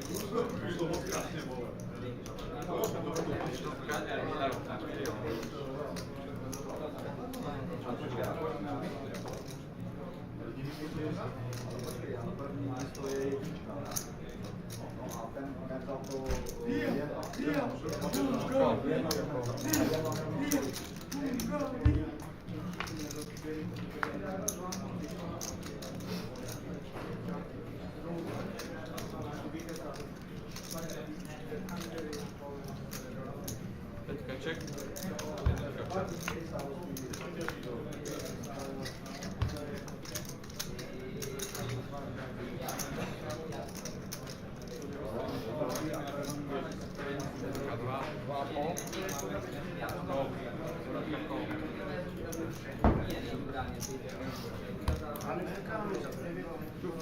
No, 2 και 3 και πήρα και πάση.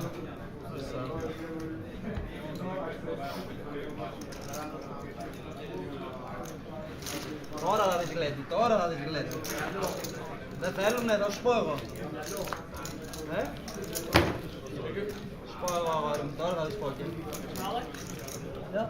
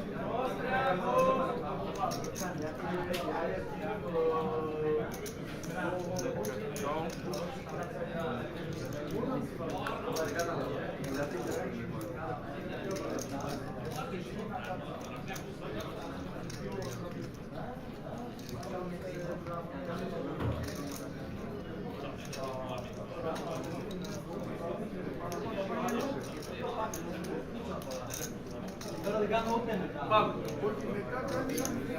Άμα ναι, αυτό να δω. Άμα φύγει ναι, γιατί οι άλλοι είναι εντάξει.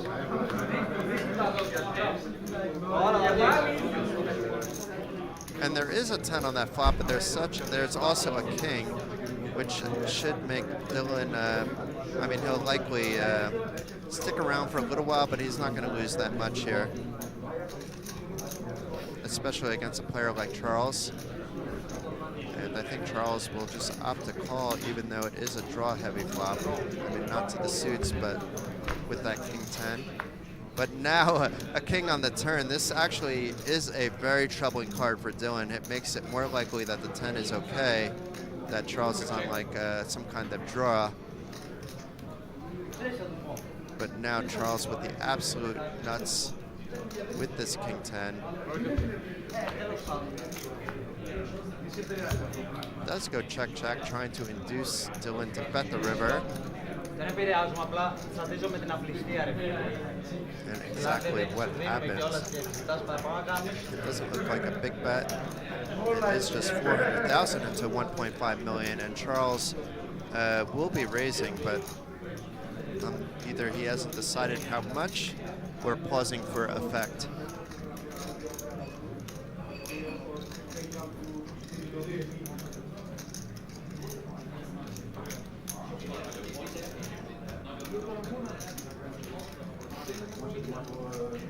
And let's see if Dylan can sniff this out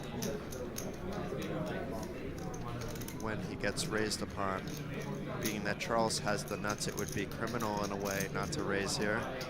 I mean, obviously pocket kings is the nuts on the board, but since he has that block, king 10 is the nuts. Nothing can beat him. Only another king 10 can tie him, in fact.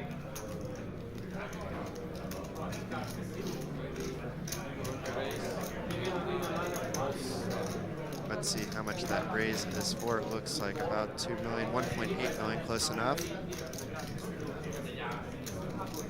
It is for a good part of his remaining stack. And it's nice nice to see that Dylan is thinking over this spot. Trying to run through the hand once again.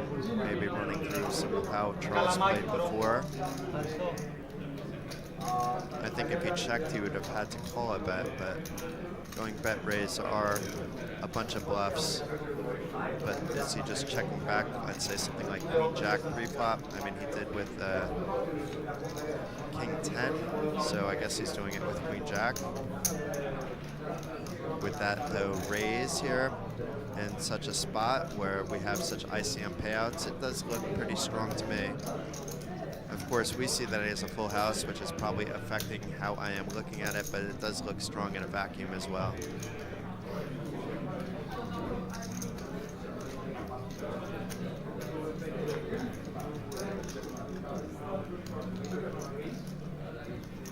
And it's good when you're in a spot in live poker, even taking a minute or two, especially in such like a big final table, is okay. And good fold there by Dylan, very disciplined. And Charles picks up a nice little pot there. So I see a lot of hashtag Team Dylan in the chat, a couple Team Bruce. Can we get a Team Poker Bruce Lee in the chat before George comes back and tells me to stop using that nickname?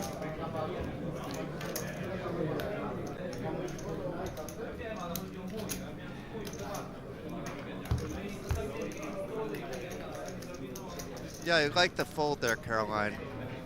I like that he sat back, thought about it, and understood that, you know, more often than not, he is not good there. Not getting, especially against Charles, understanding where he's at in the event. He does have some bluffs.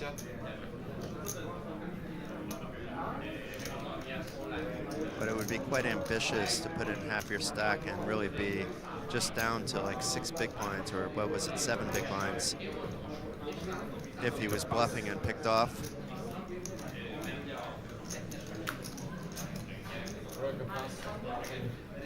There we go, K Young. You're making me happy. Same with you, Rob Schaff. And here's George. So quiet about what I did with this Team Poker Bruce Lee. We got the hashtag going in the chat, George, though, but everybody be quiet in the chat about it now. Welcome back, George.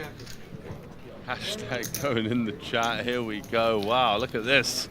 Active chat. Good to see all of you guys getting involved. Still 4 left, so I haven't missed too much. So we found out a little bit about Dylan. He's involved with this Hirschman group that Felix Schneider's amazing dude okay.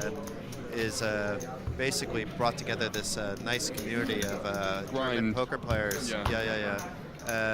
And they're all here for support, so it's lovely to see, in fact. Lovely. So thank you all for tuning in. Some of you do know me, but some of you are just tuned in. This is Jason Glatzer, been with you all week long. And here with the wonderful George Sanford, back from a quick little break. We do need to rest our voices every now and then. Absolutely. In fact, I will let you take over the reins for a hand or two. No problem. So Andras here in the small blind, 7-6 suited, mulling over his options. Does indeed fall on the limp, and Alexandros 14 million, so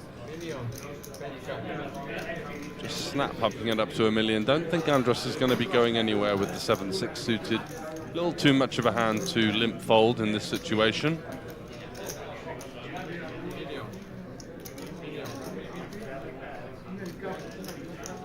Tom Yates, how you doing, buddy? Thanks for tuning in. Yeah, glad to be back. Took a little bit of time away from poker to sort out some stuff off the table. I'm very much looking forward to getting back into the thick of things, playing and media-wise. And Andros flops a piece in the form of the 7-high flush draw. Alexandros just with the 8-high of the snap check back. Deuce on the turn. Interesting spot for Andros, as he, you know, someone who tends to snap act, usually would be on the side of having some kind of showdown. Usually it would consider a little bit longer if they were deciding to c-bet bluff or not. So Andros may be considering his opponent to be quite ace-high, heavy, this kind of holding. Can occasionally have a hand like a 9, could be checking back a queen sometimes for deception. And then, as we see here, just a complete whiff as well. So it doesn't read too much into the timing, just goes with the turn probe for 600k and the action on the Greek.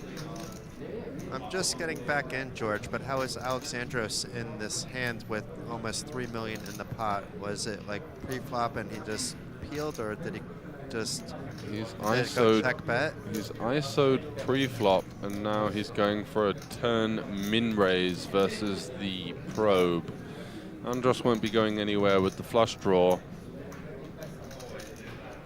And I think it's a min-raise, actually. I can see 2 pinks and 2 blues. The pinks are 500k, the blues 100. So I think it's actually up to 1.2 million here. And a little bit of a perplexing spot for Andras. Did Alex check back in the big blind? Was it a limp pot? Like, does he have any queen 9s in his range? Any queens at all? He ISO'd the limp and is actually ahead with the king high on the river, the 8 high on the river. And he's taking a very strong line here, Alex. It's like maybe don't do this at home kind of move, but it's worked out quite well in this hand for him. But he probably doesn't even think he's ahead, so he's probably actually going to bet here. He should be if he wants to continue his story. Yeah, a lot of button clicking going on in this hand. ISO pre, snap check back flop, snap min raise in position on the turn. Not a conventional line that you face, and Andras is going to be a little bit shocked to see this if Alexandros does indeed give up and win the hand.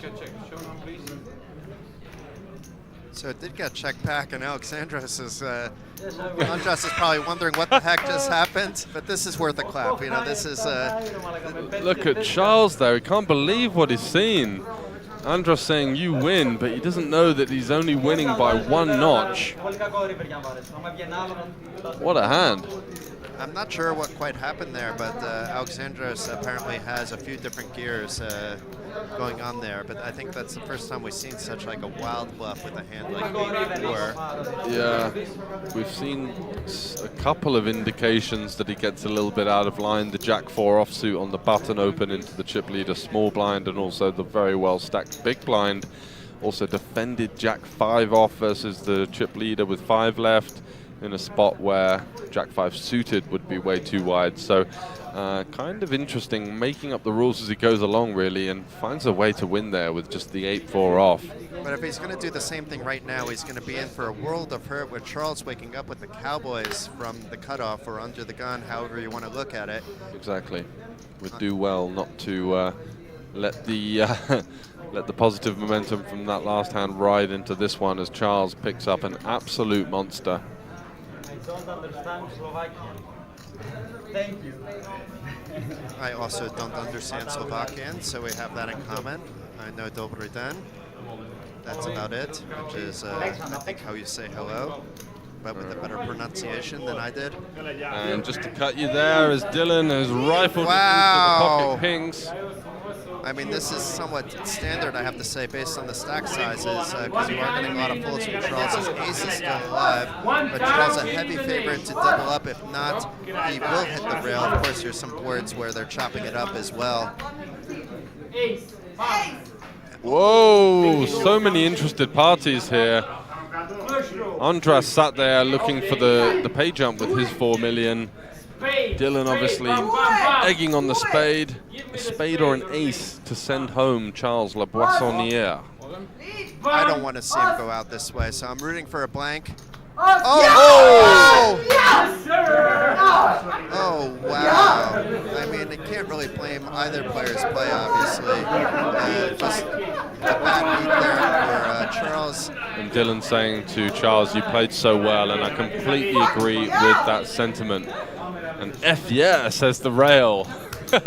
Well, our chat is extremely happy, I have to say that. And, you know, we've also been kind of growing, you know, on Dylan as well. You know, if he has this much support from a single poker group, he has to be an amazing person as well. So great job by Dylan thus far. He is in absolute control of the event. Unfortunate for Charles, but he still doesn't go home empty. For 36,000 euros, regardless of how much he's won in the past. We do know he won 600,000 Canadian in an event in 2018. When you come to play a 550 buy-in event, if you're told I would walk home with 36,000 without playing a hand, you're going to be happy. So if he's not like happy now, he'll be happy tomorrow, I'm pretty sure. Especially since he made no mistakes. You know, if you make a mistake, maybe you can be hard on yourself. But if you go out on a bad beat and you did nothing wrong, you'd play it the same way again, then you really have nothing to be unhappy about. Absolutely right. He put in a good stint. He played his best poker, and Andras here can't conceal his smile. You can see on the right hand of the screen he's just made a huge pay jump from 4th to 3rd. And meanwhile, Andras with the short stack should be able to pick up some chips here with his pocket sixes. It'll be interesting to see though if Dylan could jam. It is just 12 big blinds in Andras' stack. He has been completing in this spots, but we did see some aggression in the past from the small blind. He does indeed jam, and Andras really has to make the call based on the stack sizes. Absolutely right. And is absolutely dominating this 6-5 suited. Yes, sir! Let's go! Okay, we misunderstood. It was a limp by Dylan. Oh, and then, Yeah. I got very excited. No, the last man, just the last man.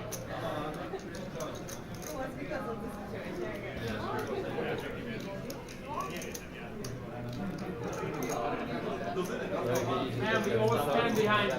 You're gonna make it. No worries, no worries. We have an hour. I do really enjoy watching three-handed poker. Sometimes I even just tune into streams when I notice that they're down to 3, because it isn't the spot that you personally get into very often, you know, especially in fields that are absolutely massive. I also love playing three-handed poker at this point in time as well, but I wouldn't want to play three-handed poker in general, but when you get down to just 3 players, I'm having my most fun. It's electric, absolutely. So many interesting situations develop in the short-handed variant of the game. 9-handed, 8-handed can be a little bit crusty sometimes, you know, someone's always got a premium holding. But this is the real Cadillac of poker. This is pure poker at its best. 3-handed, wide ranges versus wide range. And lots of action as we see the snap from Alexandros. This is fairly standard, I have to say, but given the fact that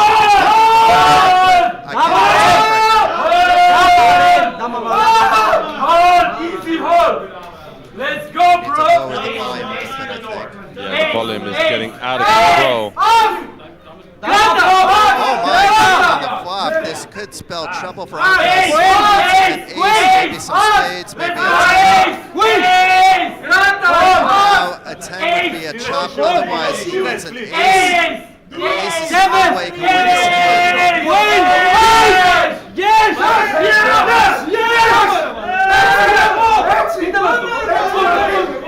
This is a little bit much, I have to say. It's nice to celebrate a little bit, but this is basically a little bit unsportsmanlike to Andras, who put in a tremendous performance out in 3rd place for 47,000 euros. I'm not sure if we're going to go and break, but typically the action pauses and heads up so we can set up the heads up table.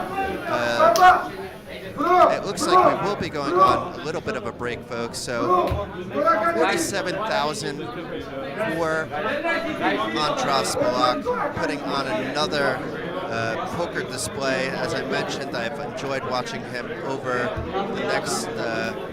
the past year and change. Yeah, this is wow. I'm kind of lost for words as to just the energy and the wonders if they're going to talk about it too here, because it locked up 75,000, which is quite nice. Everybody can go to bed happy. But the pay jump is a 45,000 heads-up affair. That's maybe a bit much for both of these players. I don't know enough about Dylan to know if he's played in a 45,000 euro heads-up match, but that's basically what this is, with fairly even stacks at this point. But we will go on a quick break while the TV table is being set up. But it looks like we're being held live, so even though we're not talking poker, as long as the screen doesn't cut off, we'll stick around with you.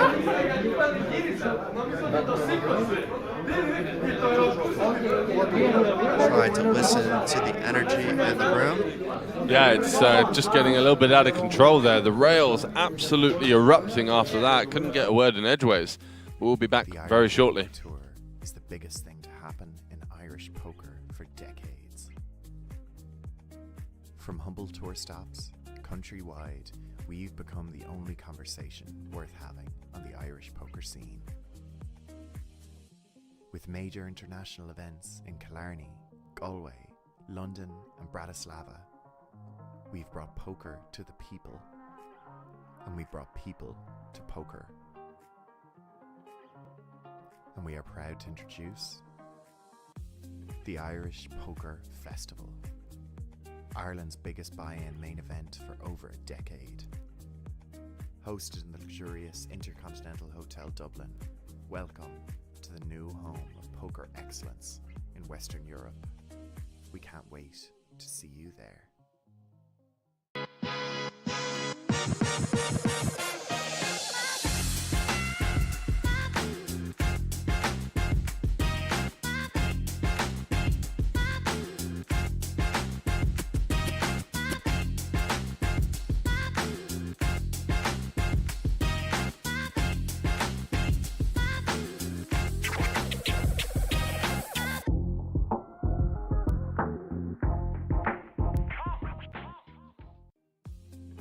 The Irish Poker Tour is the biggest thing to happen in Irish poker for decades.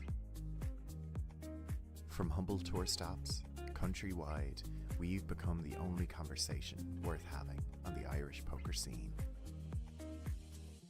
With major international events in Killarney, Galway, London and Bratislava, we've brought poker to the people, and we brought people to poker. And we are proud to introduce the Irish Poker Festival, Ireland's biggest buy-in main event for over a decade. Hosted in the luxurious Intercontinental Hotel Dublin, welcome to the new home of poker excellence in Western Europe. We can't wait to see you there.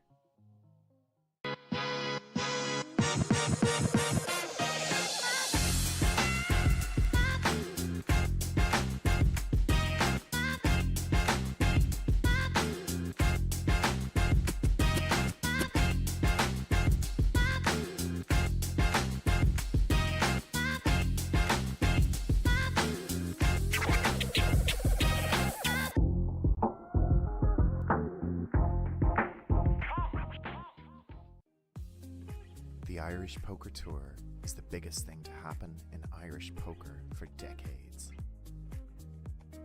From humble tour stops, countrywide, we've become the only conversation worth having on the Irish poker scene.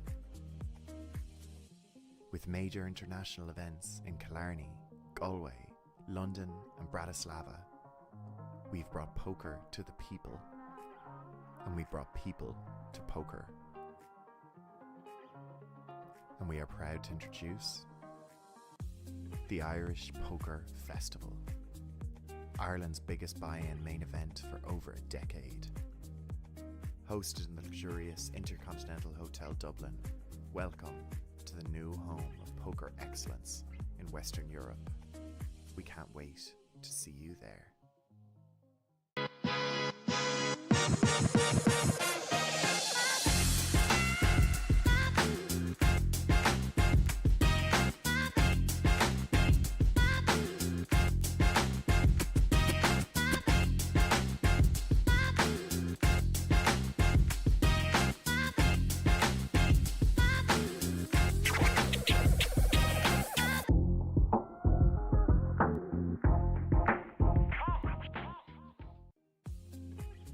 Irish Poker Tour is the biggest thing to happen in Irish poker for decades.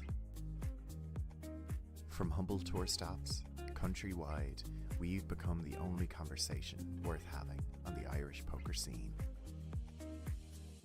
With major international events in Killarney, Galway, London and Bratislava, we've brought poker to the people, and we've brought people to poker.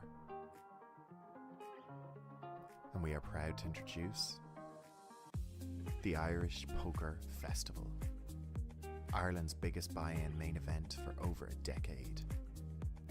Hosted in the luxurious Intercontinental Hotel Dublin, welcome to the new home of poker excellence in Western Europe. We can't wait to see you there.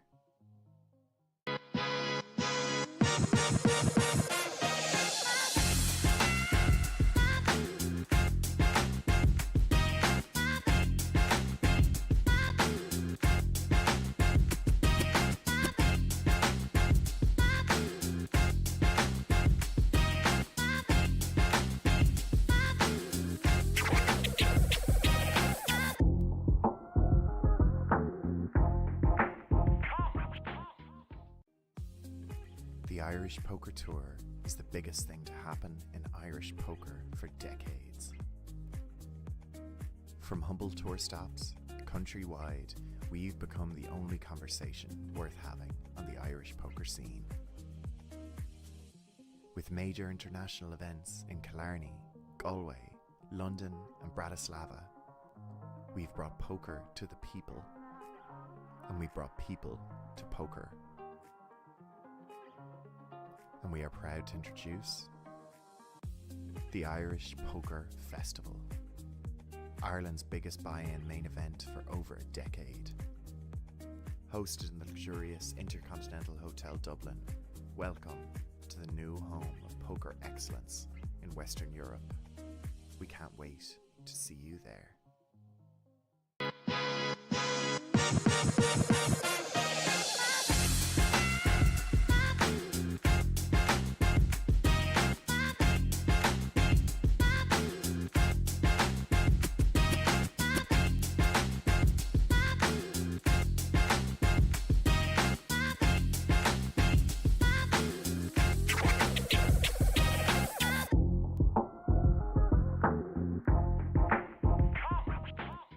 I want to do it just so afterwards they won't tell me because of the pressure of other person I was forced to vote for this deal. Okay?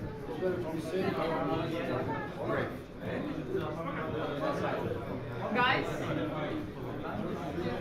I just need you to vote secretly so I know that you're both agreed to the deal. The deal was agreed.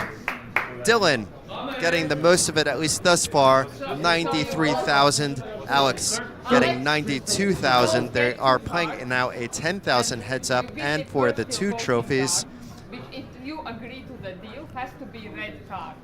If you agree with deal. If you agree with the deal, it Oh, has they're to be still a red doing card. like a red card, black card with two pairs left when it's obvious that they don't need to do that. That's kind of funny. But I do like it. They are laughing about it.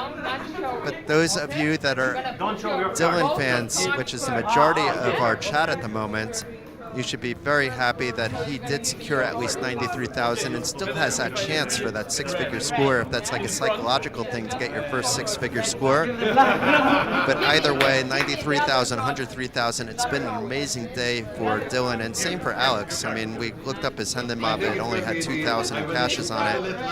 This is nearly 50-fold that. Ah, here we go. Here's the deal agreement. There we go. So indeed, 93,000 for Dylan, 92,000 for Alexandros, and playing for 10,000, Jason. Beautiful. So looking forward to that. Deal was agreed. There's obviously a little bit of a commotion there with the card face down, just in case they weren't on the same page. It looked like they were in complete cahoots. There's Donald in the background. He was in the comms booth a little bit earlier with none other than Fintan Gavin. He is the tournament director for the Bratislava Poker Festival. I met him actually, surprisingly, like I still meet people in the industry for the first time, despite how long I've been around. I met him for the first time and his son Ferdia for the first time this week. amazing people, though. So nice, so welcoming, so warm, easy to get on with, and doing a fantastic job all week long, I have to say as well. Yeah, absolutely. It's been an amazing event, smashed all of the guarantees. Should we have some time to update on the side events that are running as well? We wanted to talk about the high roller. We'll get to that in a minute as the photo opportunities are here for our heads-up opponents. Alexandros from Greece, Dylan from Germany, and it's all smiles as they know they've locked up a career-changing amount of money here. Let's make no bones about it. 92 and 93,000 euros. You can see why the energy is high in the room. The rail are going mad, and they're both absolutely loving life. And that was Georgie in the middle there, and I want to give a shout out to him because he's working with Party Poker. I also met him for the first time, and he has been working super hard. I'm usually known as one of the first people in, but I think he's beat me in all days but one. Also, nearly one of the last to leave. Busy, busy, busy. Also has an amazing sense of humor, so shout out to you, Georgie. But George asked for some updates about the high roller. So the high roller is down to just 3 players. We don't necessarily have visibility. I don't believe if a deal has been made, but as far as we can tell, none has been made. The last player eliminated was the player that I think George and I would agree upon that was the most well-known of the group, which is Anton Wig, a sick online player, but equally good live player. He took 4th place for 22,700. The final 3 have locked up 28,000 with a 60,000 top prize in that. We do not necessarily know the chip counts, but we can tell you that we believe Martin Ardon from Netherlands is in the lead, and that Gerardo Alcalde from Spain is still in action, as is Fernando Peralta from Argentina. So I'm not sure if he traveled out to from Argentina. I imagine that he's been living in Europe, but maybe he came out from Argentina hearing that Party Poker is back with their live tour after taking a short hiatus from the end of last year. Or maybe he heard about the amazing things about the Irish Poker Fest, or maybe heard about both and decided, let's check out the combination. But we can give updates about the other side events while we're waiting, because we don't know how long we will be. Yeah, the Bratislava Poker Cup. That is down to 15 hopefuls. Let's have a look at the players. 16,000 euros up top there. And 950 they've locked up. We get a list of the players just to see if there's any familiar names in there. Ganaminus Bartkus is a fellow, we both live in Lithuania. He's actually Lithuanian where I am not. Oliver Hutchins from the UK. Oliver. He won something in Malta last year. I think he won the Party Poker. Yeah, he won the Party Poker event in Malta last year, if I'm correct about that, if my memory serves correct. And Tarka, who we got to know pretty well over the course of the week, did bust out in 19th place. You did see him beast that 510 Hold'em stream as a 22-year-old young guy. Oh, wow. Yes. And Luka Bojevic is still in this as well. Also a strong Hold'em player, but apparently proving himself in PLO as well. No, this is the Hold'em, I'm sorry. And on to the PLO. The PLO is down to the final 3. Yep, from 32, so plus 7 re-entries, I believe. Okay, so a decent prize pool there for an event where 4 tournaments were running side by side. 3.7k up top for a 300 buy-in, and who are the players left in? Let's see if Adam Hayas just busted in 4th place for 1,000 for the min cash, and the final 3 are. Seb is back in there again. What a man! He came 2nd yesterday, my good friend Seb. And now he Slovakian is commentator Seb? Yeah, that's right. Well done, well done. So he's back-to-back podium places. And I know Roy Walker is a popular character around the tours. He is still in, and Pavel Keller, I do not know much about him, from Poland, also still in action. And let's see if we have anything else that might be still running. The Last Chance Turbo is down to a final table of 9 players. Let's check out the list of players here to see if there's any familiar names going on here. Maxim Ronchin is a bit of a local legend, a super aggressive, loose player that plays locally. One of my friends just bubbled the final table, and I didn't even know that he was here. Oh, wow. Ivan Ivanov, named very creatively by his parents. A very nice guy. I haven't seen him since 2019, in fact, so I would have liked to have run into him. Raymond Wheatley and Gerard Harahy from Ireland. Well, they're making up the lineup as well. And what did we get up top in the Last Chance Turbo? A couple of thousand? 2.5K, not too bad. No, not for a turbo at all, with a 150 buy-in. I believe that was a buy-in. I'll double check that to make sure that I am correct. It is indeed a 150 buy-in. And now we have a nice look at these trophies. Yeah, beautiful stuff. Trophies for both the poker festivals, culminating in a double whammy for the winner. And we had some other big winners throughout the week, even though we don't know who the winners are of some of these big events. But the most notable one was the 100,000 guarantee 2500 Omaha that we had the pleasure of commentating. Learned quite a lot about how to approach PLO final tables. I'm good at potentially getting to the final table, but then I have to say that I'm a bit unconfident when it comes to if I'm making the correct decision from an ICM point of view when it comes to PLO. And I feel like I've learned quite a bit. I'm not saying I'm an expert after watching the clinic, but I feel like at least I know what I need to improve upon.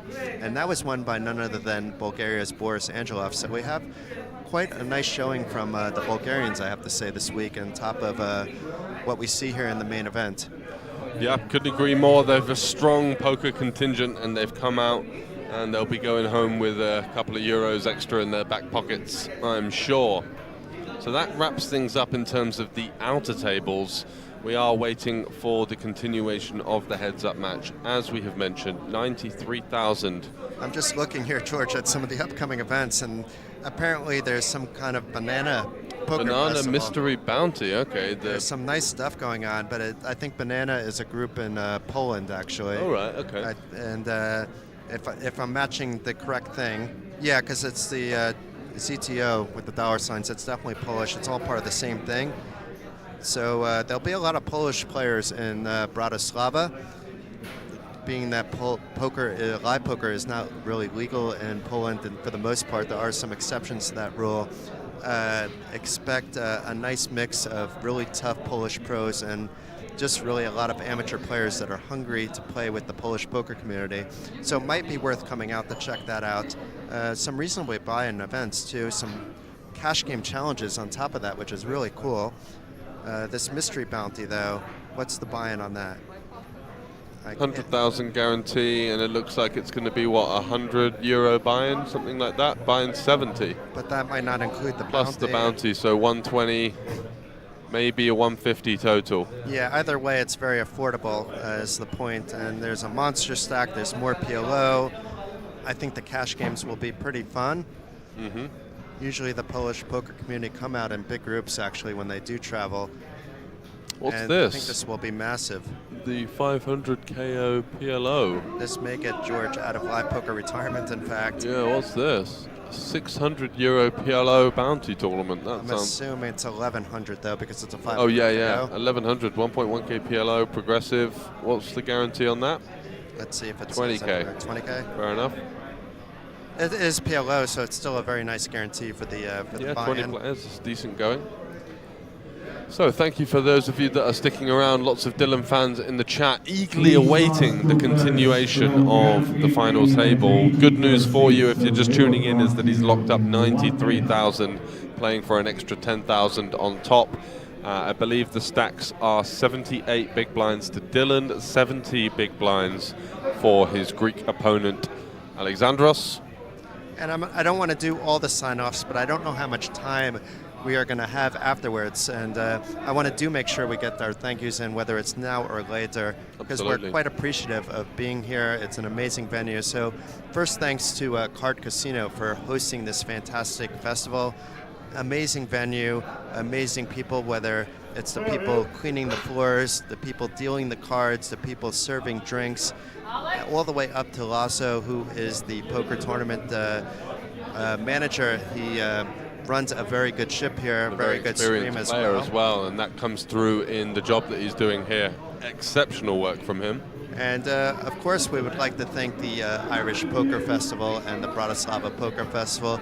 That whole team, fantastic, very friendly, but very on the ball. Like, I have to say that they've made everything so smooth here. So special thank you to Finton for putting this together, and to, of course, to Donald, to Ferdia, to Jerry, to Juliana, of course, who has kind of like a mixed role as an ambassador for the Irish Poker Festival. but also as helping out with the Party Poker social media, among other things. And special thank you, of course, to Party Poker. Not only the people that are here, which we're about to mention, but we do know that there's some people supporting on the side, people like Colette, who I've known for many years. So I want to give out my love to Colette, and I am looking forward to seeing you in Malta. Hopefully we can have some fun nights after we're done working, just chilling, catching up, talking. I did enjoy our time last year in Barcelona with Mickey. I want to give a special thanks, of course, to the team that is here. That all starts with Antonio, who put the team together. Antonio Sapio is an absolute legend. A lot of fun to be around, is really on the ball as well, and trust people that are capable of doing their job to bring the right suggestions and then following through with them.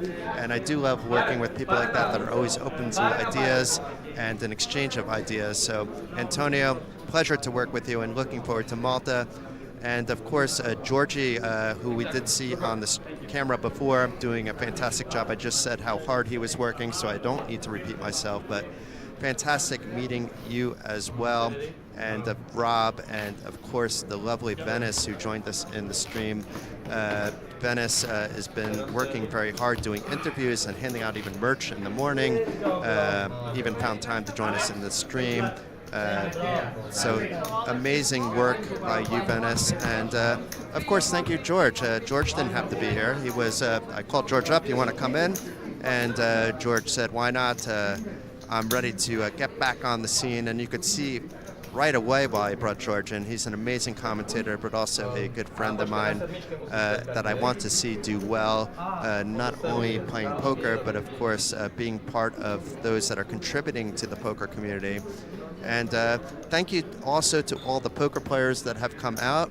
We are back in the action, so I will be a little bit faster with the rest of the thank yous, but thank you to all the poker players, and of course thank you to all of you that have helped support us in the chat here.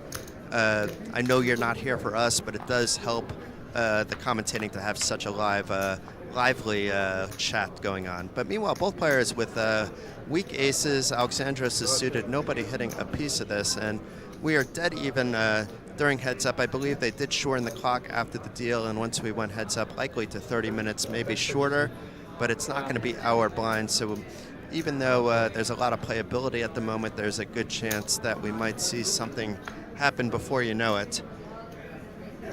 Of course, this could go on for a while as well.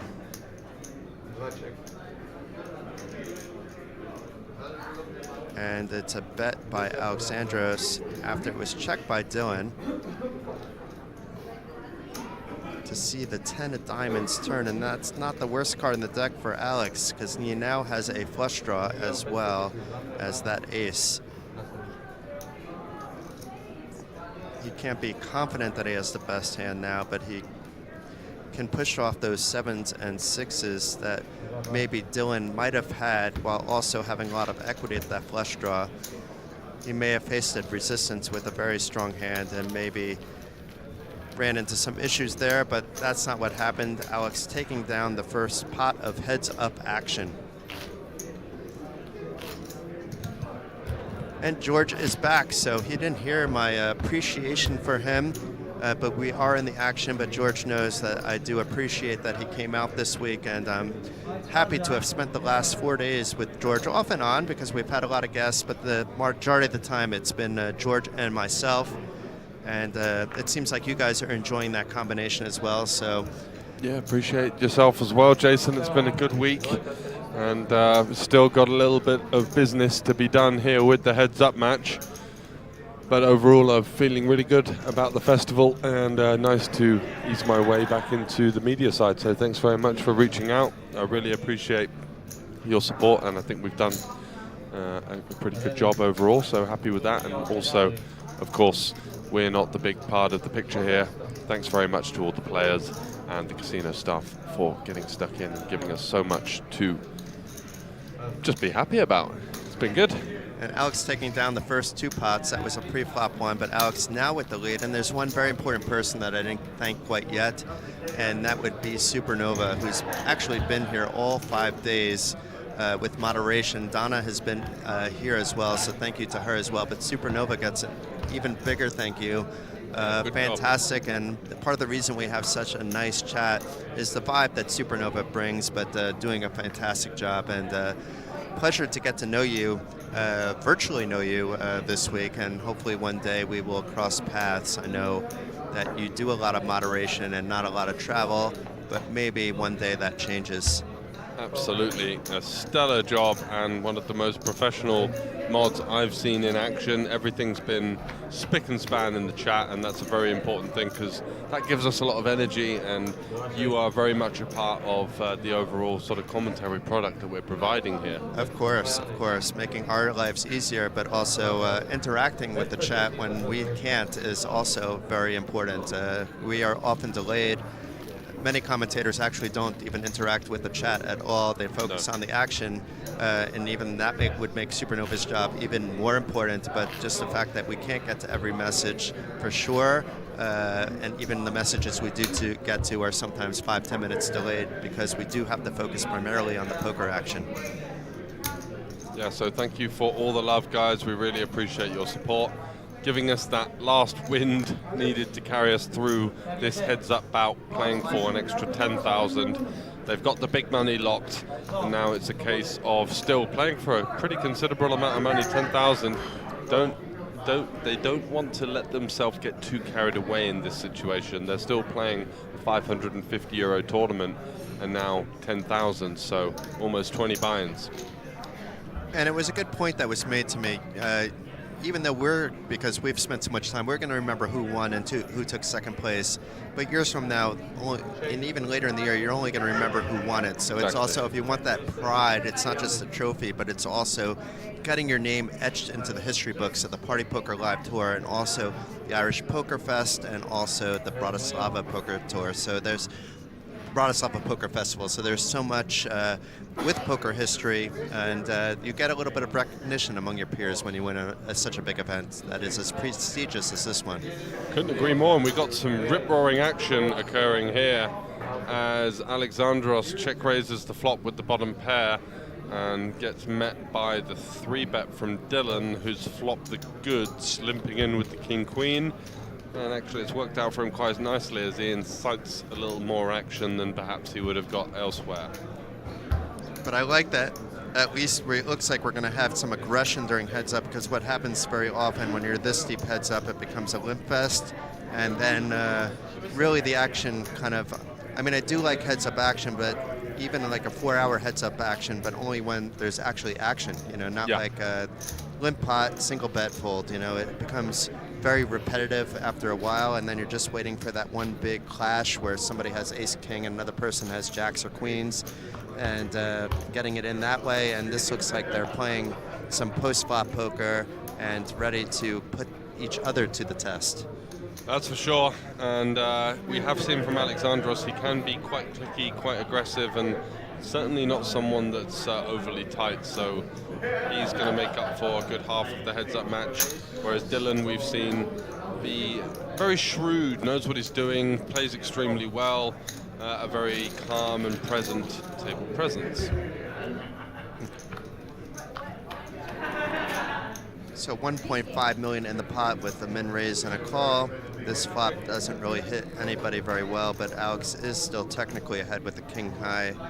If he bets and he's raised against, though, he's going to have to give up the best hand, but very often Dylan, well, what do I know? Dylan with some backdoors and an overcard, he is raising. That's much different than calling. I thought that was a call for a second. What do we have here? This is insane. A check raise pop. And he they haven't snapped got it. A pair or a draw between them. Yeah, I'm not sure what Alex was up to with that call, and now he gets rewarded for the just not even thinking about it, flicking chips in, improving to top pair. This is the absolute gin card for him, obviously turning top pair, and Dylan now has some equity in the form of a gut shot, and does elect to wave the white flag here. It's a board that's so dry with so few draws that he may feel like he's going to just be running into a jack X a little bit too often. This is awfully splashy the way he's playing now. This is a new Alex that we're seeing. It's like the third different Alex personality that we've seen at this final table. Yeah, he's really shifted into many various forms, and just kind of chucking the chips out as though it's a Sunday night home game with his buddies for a $5 and a bottle of beer. Meanwhile, Dylan remains as composed as ever, and now even has kind of like the hand on the elbow. A lot of players now are doing like the hand on the shoulder to emulate Espen Jorstad, who did that infamously during his run at the 2022 WSOP main event. And there's something to that, actually. If you keep in the same form as much as possible, it controls your body movements and reduces the amount of tells that you could be giving off.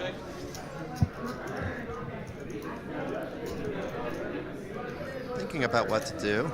Oh, he does indeed call with the gutter.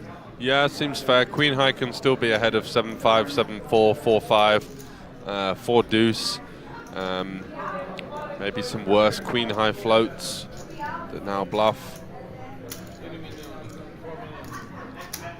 And I think the game is up at this stage.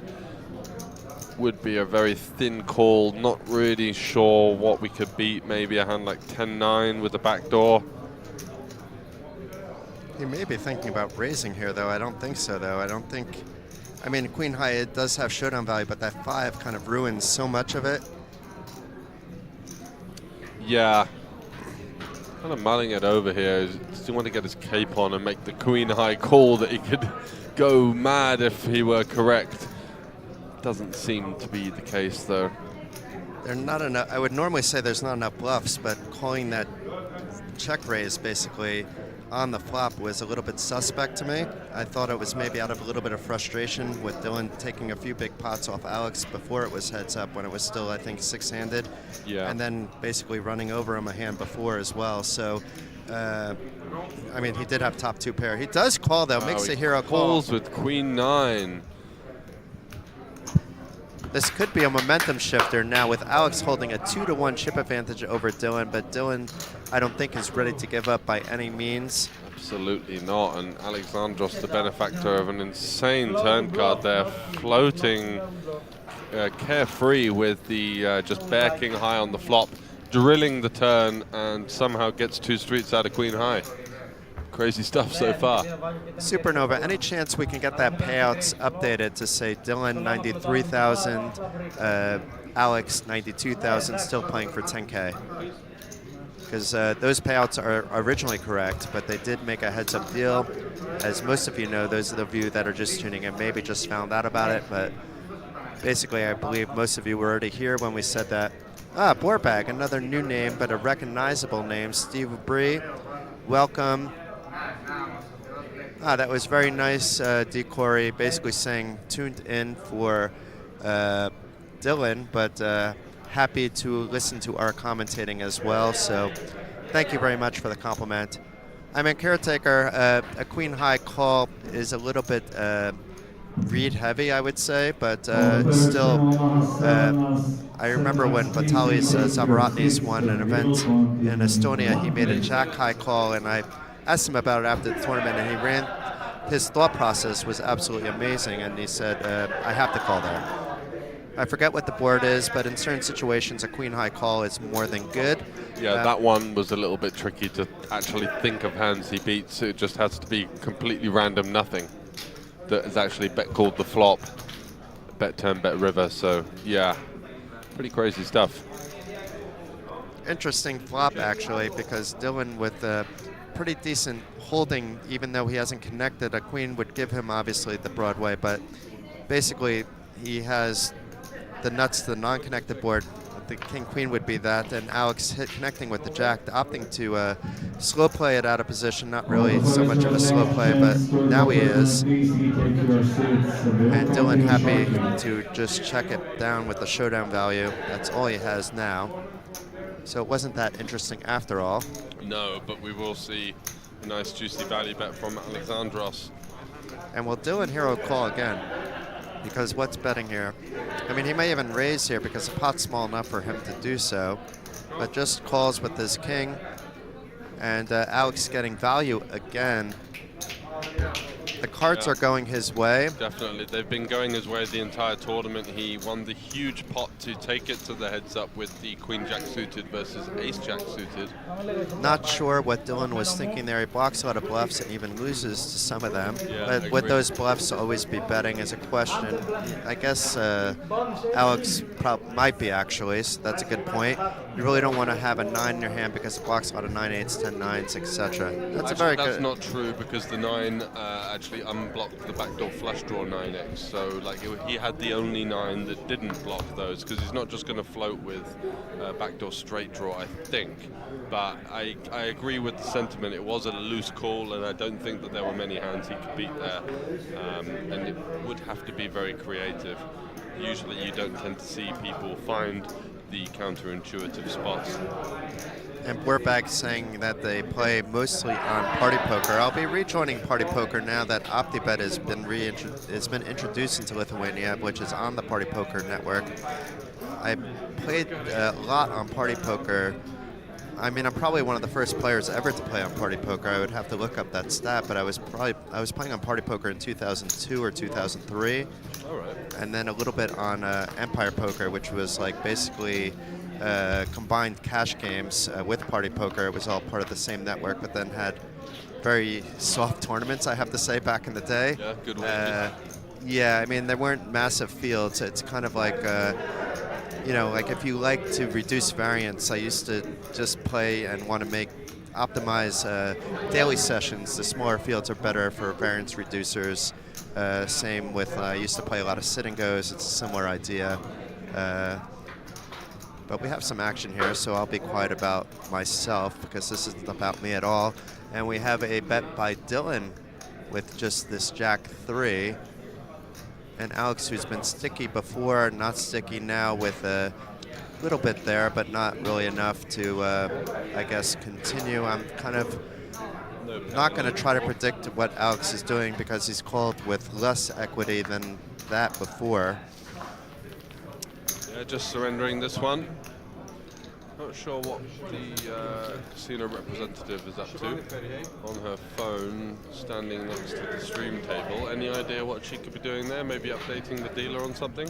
Maybe telling them that the blinds have gone up is possible as well. Yeah. Because I believe the blinds have gone up, but let's double check that. I think the clock is moving a little bit faster at the moment.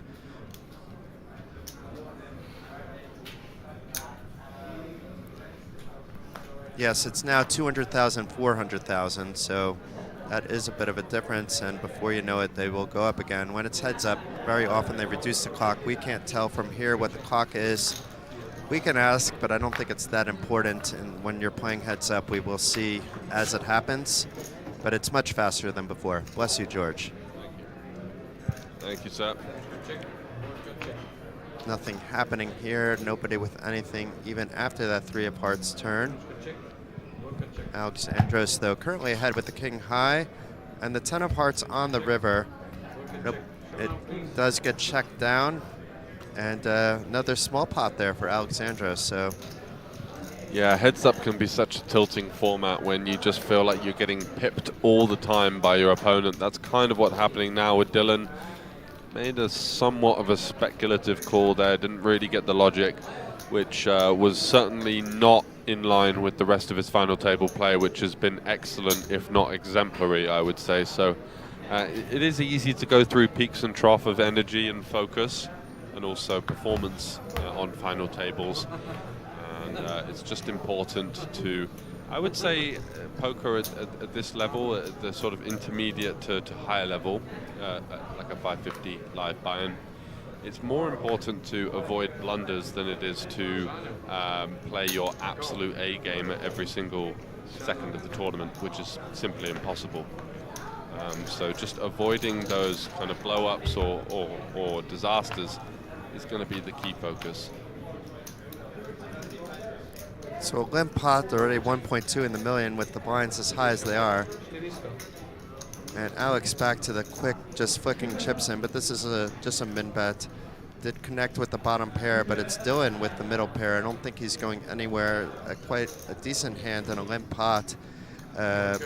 He may even raise it. He did indeed raise it to 1.2 million. Yep, so raising for value / protection. And Alexandros, fairly sticky. He's got a piece. I don't see him going anywhere just yet. It looks like, though, he might be raising back. Yeah, this is...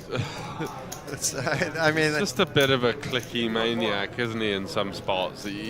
I can't predict how he's going to play at all, Yeah, which just makes him such a tricky opponent, actually. Tricky, and I think somewhat ego-driven from what I'm seeing. It's these kind of players that are just always like clicking you and 3-betting around and using random hands. Usually it's because they just don't like to be like shunted out of the pot. It is interesting to commentate on when you can see the combos, because you do play against these players and think, what the hell are these guys up to? They're always doing this weird stuff. And he's basically just repping something like ace-5 that might have limped, but I don't think Alex is lipping that heads up, so maybe the 9-5 he's repping, but does get the better hand to fold, so well played there by Alex, maybe having a read of sorts, but I don't think he's reading anything, to be fair. I don't think so either. I think he's just clicking buttons and running pretty well, that he doesn't run into a stronger hand at 9-7 there. Dylan pretty much with the bottom of his value check raise. I'm going to date myself a little bit, Borbag. I've been playing there so long. I mean, I haven't been playing there in recent years because I live in Lithuania, and it was removed from Lithuania a number of years ago. That I used to play in the Sunday Major when it was a limit event. And even like their Party Poker Millions cruise stuff was limit. They were really one of the initial entries into the online poker arena, and back then they were the biggest as well. So it was they grew into the biggest, and because of their compliance, which you have to applaud, you know, they left the U.S. market before the rest of them, which had like an effect on the overall ecology of the site. But it was the right thing to do. Look at this, 9-deuce and flopping 2 pair. This is Life a real is cool. good. Queen 6 is a very strong holding on this board and heads up. And Alexandros, after all of his clicky theatrics that we've seen across the final table, finds a spot where it's going to come in and he's going to get a payday here, because I don't think Dylan is going anywhere. Well, he's certainly not to the raise. Not against Alex, who's been playing like this to be too. honest. Because we just saw him do it with just bottom pair. Yeah, he can do it with all sorts, and Queen 6 is doing very well. So I could see him calling, and he may even just jam for value here. If he runs into a 9, so be it. Obviously, we know Alexandros has got better than that, but he's going to have lots of random gut shots, overcards with the backdoor flush draw. Fabulous Poker saying Dylan is being outplayed. I would disagree a little bit, just because on heads up, if you're getting hit with the deck of the cards, let's forget about that last hand where it was an interesting play by Alex, but in general he's getting the cards. And it is a jam, folks! Yeah. And a snap call, of course, by Alexandros. This guy runs unbelievably well.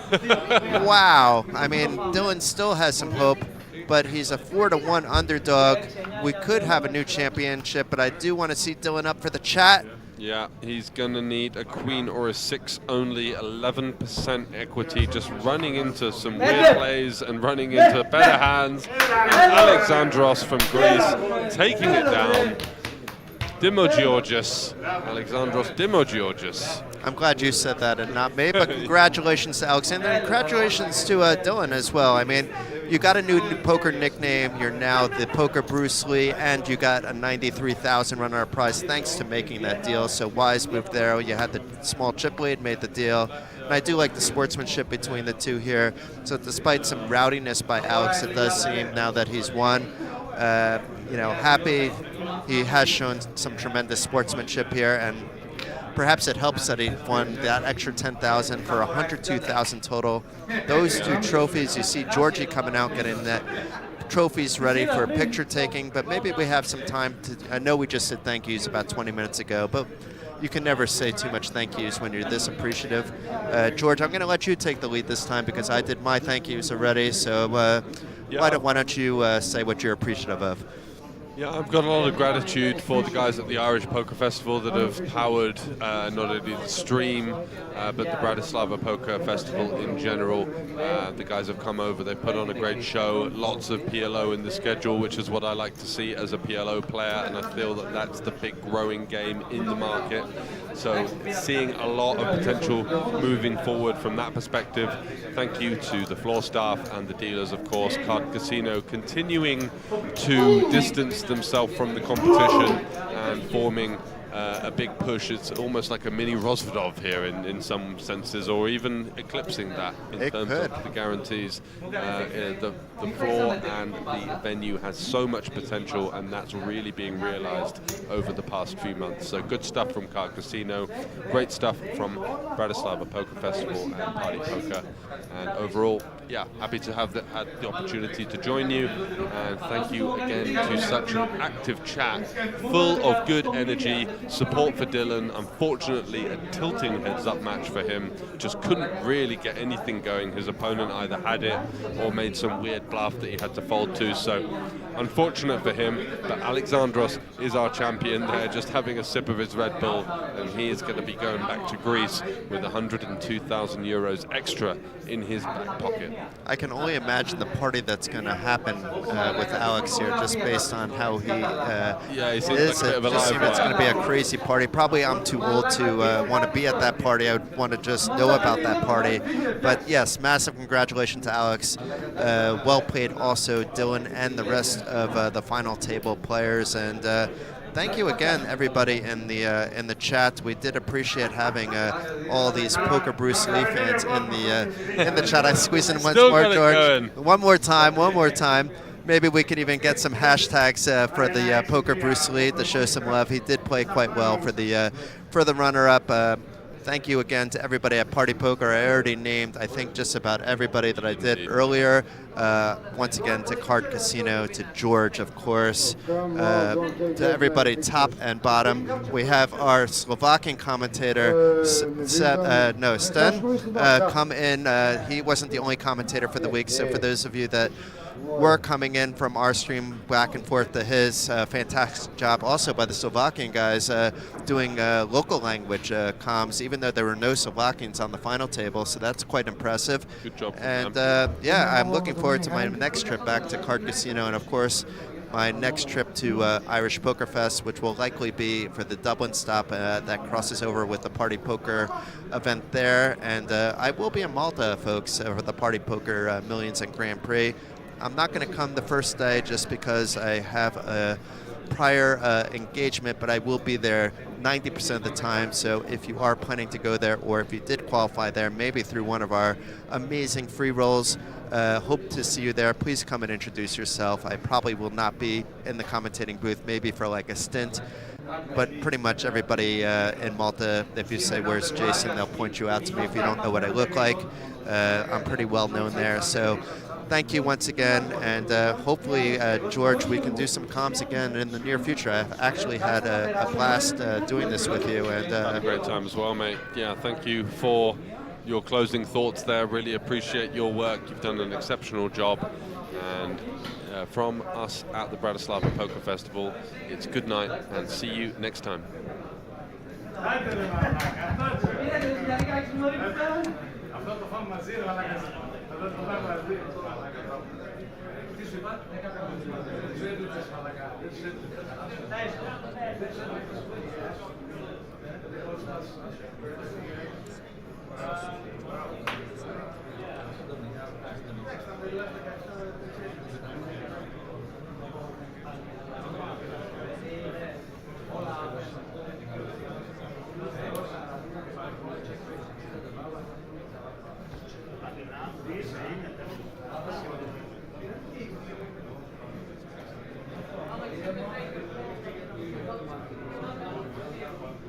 Alex, sorry, can you give me your ID card?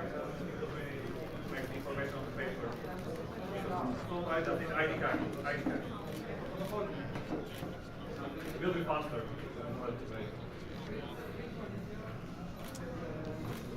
Good one.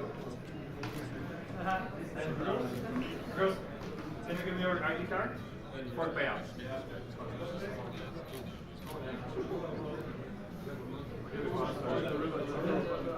Yeah, just to keep the... Just like this, just like this. Those photos, remove this banner, and photos. They want to leave it here. How the hair is supposed to take a picture of this, of this. I think just picture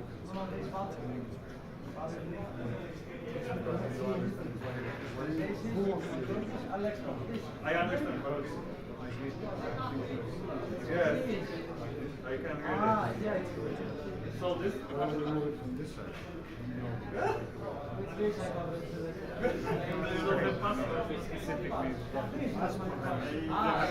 They want to do it. Okay, so just make sure if you need I think. I don't know. He was gone on.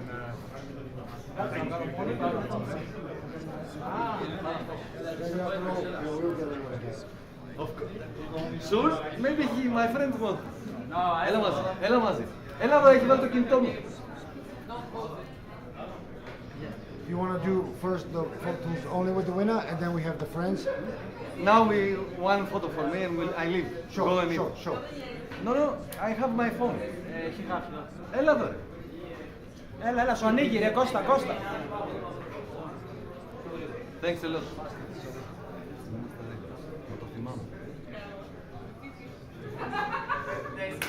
Βγάλε δυο-τρεις και εντάξει. Ευχαριστώ, bro. Ελάτε πάρω για φαΐ άμα θέλετε. Ramona, do you remember the winning hand? Yes, 9 deuce off. Off is But this is not for the... Like 9 of spades and deuce of clubs, I think. Yeah, 9 of clubs and So, or some...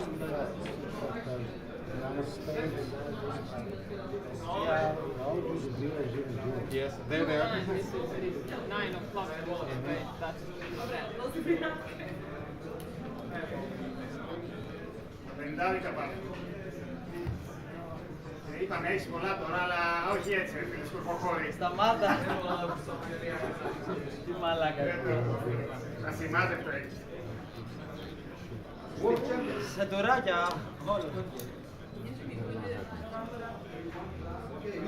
Don't breathe.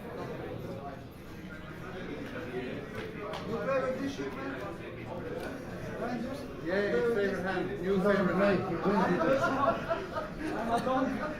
He doesn't pay. He wins it. I think we're taking a piss or something like that. You want to sit down in the chair, Jerry? Yeah, that's what I'm saying, right? Yeah. You sit down and winner's chair, please, Alex.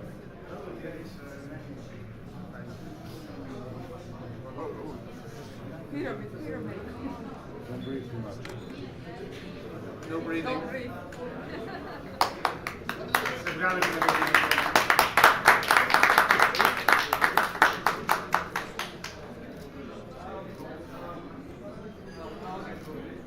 Very good.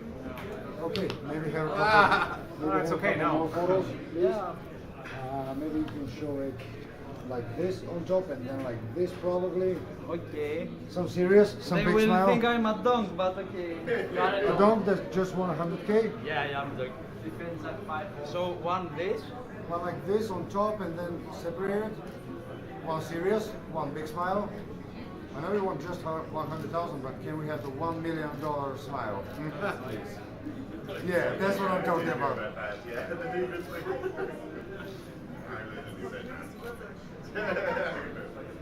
But pick the best, bro. Oh yeah. Oh, he will pick the best. That's why he makes like 10 of them. Thank you. This. Yeah.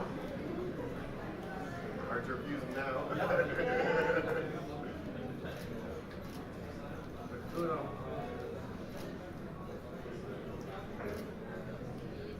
Okay, let's have some more, please.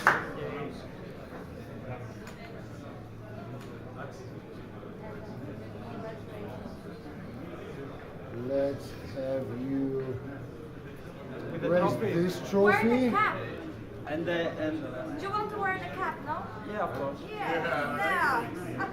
Θα κάνω ό,τι θες πες τους. Και στράτες πάνω ανεβαίνοντας. Oh, it's nice.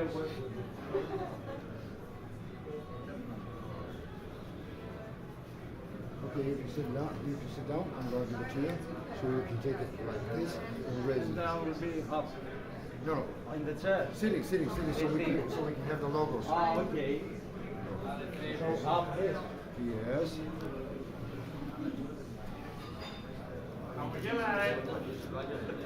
Yeah, just like you won Wimbledon, sir. High. Get it high.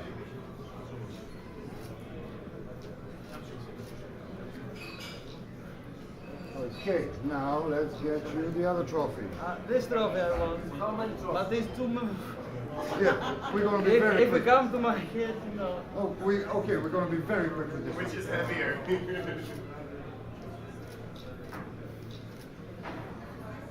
You can start doing reps with it now. Do one like kissing the trophy. Yeah, that's good. I cleaned it several times. Doesn't matter. It's his trophy now. Yeah, this is pure gold. This is gold. Yes.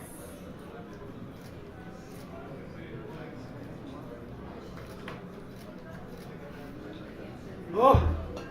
Now, nearly finished. You have to take it up. Thank you very much. I have to be in some kind of picture, I know. I read what was emailed in the morning. I have to be in some kind of picture. Be in this picture. Alex. Go down. Please. You will be ordered in one picture with me. And you. It's only temple. Julie, you want to take it well? My phone is dead.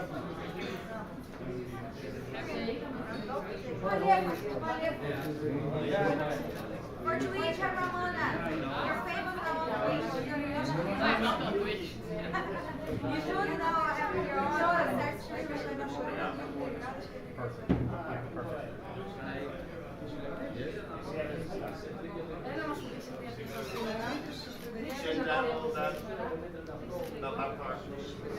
Everybody looking this way.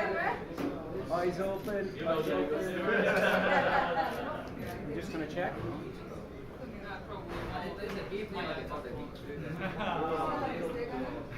Take one more for safety. Looking this way, everybody. Jerry. Maria, κάτω δεν είπες. Κάτω δεν μου είπες. Did you get the invitation now? Formal invitation to Irish Poker Tour? It's hard to argue now.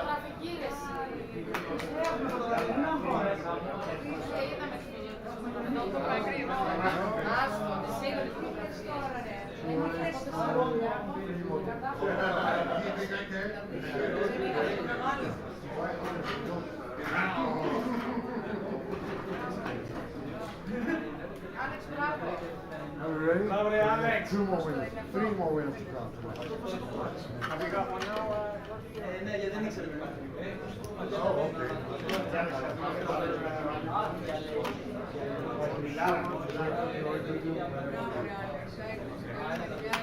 Alex.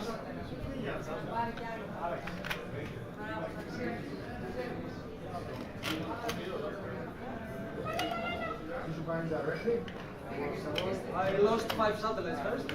I lost 8,000 to other tournaments. I am 2 weeks. Okay, that's very good. Make sure you tell him you lost 8,000 on this festival or before that. On this festival. but not always based on here. Because then there's some During the time. Yeah. I'll be back in 2 minutes.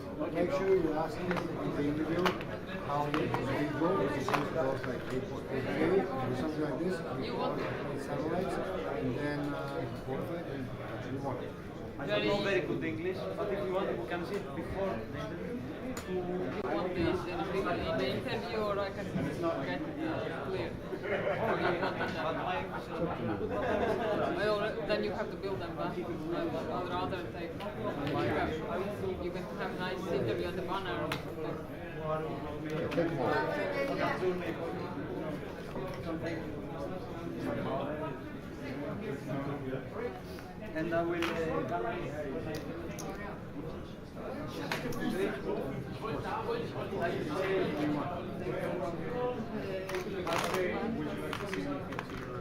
I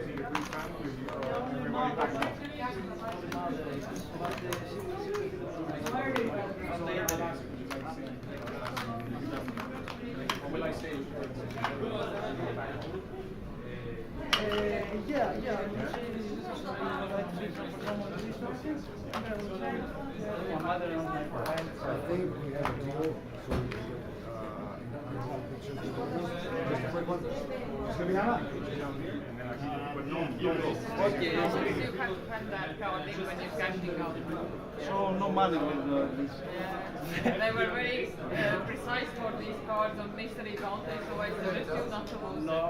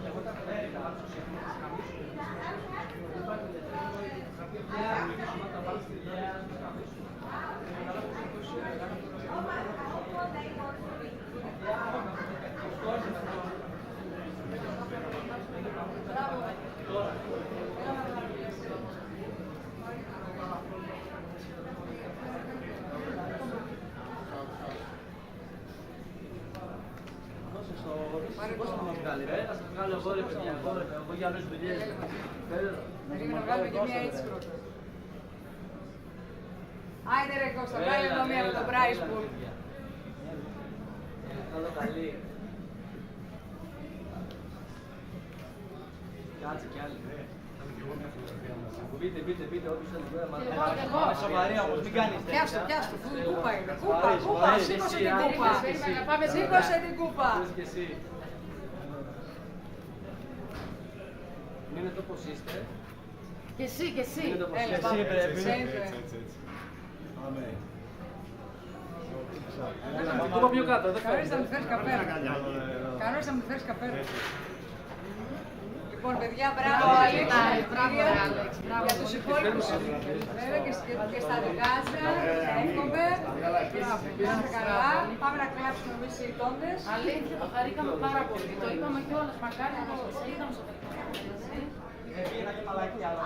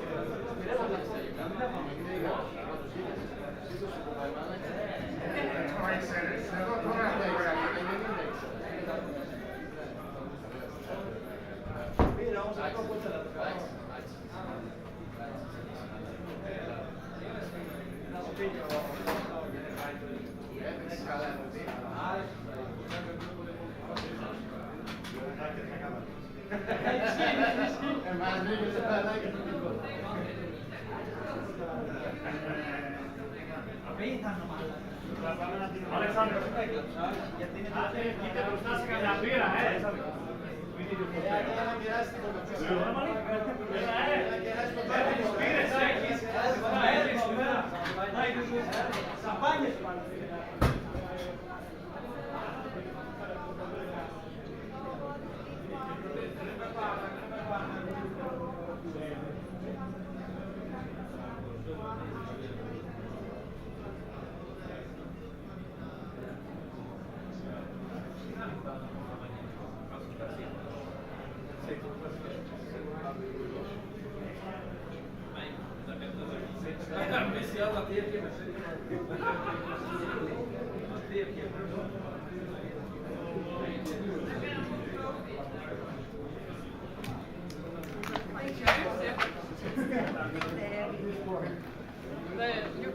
Oh, okay, that's a great idea, trophy, is Susie. it? Thank you very much. We can wait. Okay. We have time. So, we have to wait or no? Okay, we do it now. Ah, ja spravim. We prefer a girl's touch, so... Oh, no. Teraz mi ani better. Ja by som to dal po 20, možno. A na striedačku. Na striedačku som to dal. Ja, ale ja som to tak, že červený, modrý. Ja tak myslím, 500, 100, ale tu je urob, ako urobíš. Mne to je jedno. Ja som chtela dať červené na modré. Ja si chcel, že modré, červené, takto si chcel, hej? Jak spravíš, tak bude. Je to lepšie.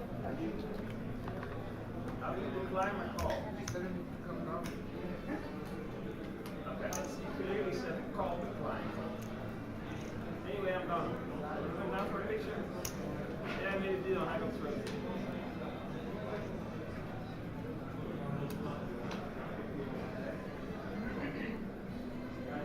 Oh, you're fair. I think a little hit with ice down. Yes.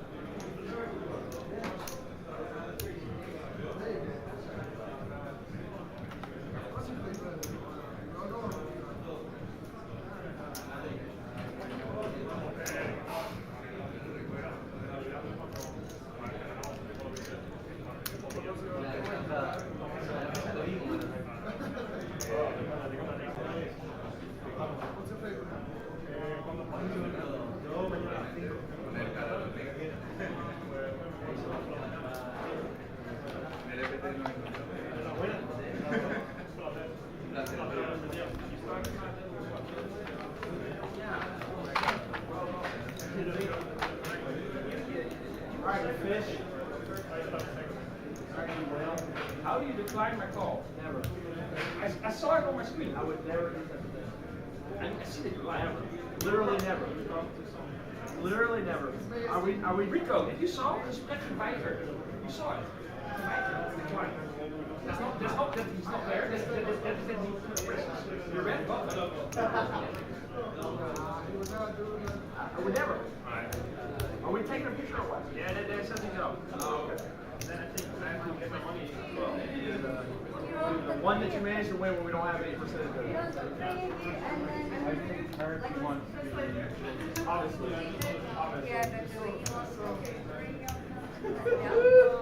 I'm the best run possible.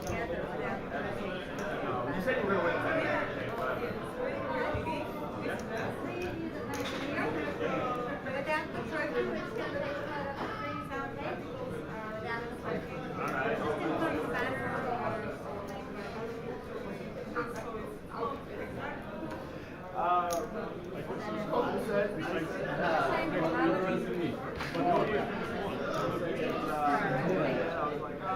Yeah, well, two darts in and they all.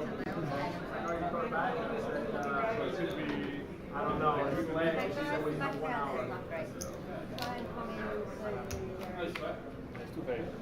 I don't know what you mean. And tell me what's still good. Okay. What's that? Camera's over here. Be in the middle? The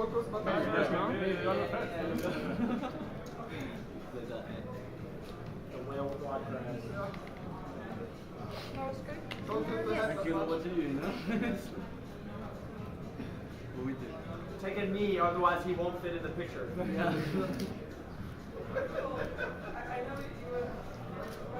Just move this chair. Move the chair.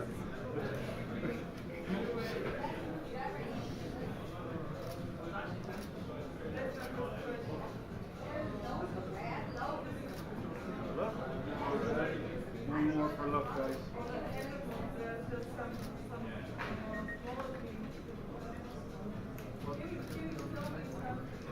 Is that enough? Yes. Still not a good one.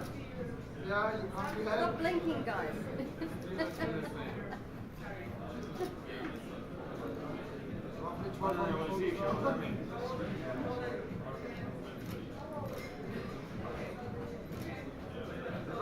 Yes, we got it. Alright, we got it. Thank you, guys. Okay, so we need to welcome, guys. And no payout desk, huh? No, we still need. Picture. No, not now. Yeah, after. But he has them written down anyway. Hello. What's happening? I don't know what's happening. Hello? Add that up, okay? Okay. Okay. You need a chair. Yeah. Okay, let's get this. You need a chair. Oh. Do we have the winning hand or we don't have a There wasn't a hand? hand. It was a deal? Yeah. It was a three-way. That's why we had the other three. Yeah. Okay, so what I suggest is a couple of serious photos, then $100,000, then a $1 million smile, and then we give you the trophy and you hold it up like Roland Garros, for example. I know. He just wants the trophy. Don't set the head too much. Huh? Don't set the head too much. Yeah. Come on, make it. Perfect. Yeah, if you celebrate. Do you want the one of elimination? Sorry? You want him to? No, it matters what he wants. Of course. Oh, you want one with yeah. David, where are you? Do you want to have your, lift it up, but You get to actually hold it up? the least amount. The least amount? Yeah, I can see. Hold it up the least amount. Hold it up really high, sir, really high. And let's see those big smiles. Alright. That's done. It's good. That's all you need. Are you flying? No, I drove. Try but you could still wrap it up. I drove because I want something to wrap it up. the trophy. I don't know. Would be great. I would prefer to get confirmation of my money now, to be honest, than wrapping this thing up. Wait till you see what Rusty said. What? Yeah, any kind of wrap up. Yep, we'll work on it for you.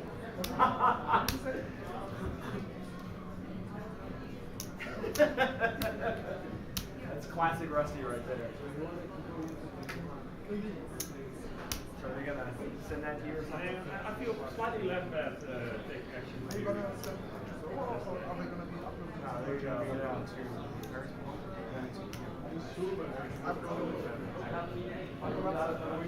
Website, Facebook, Twitter, there you go.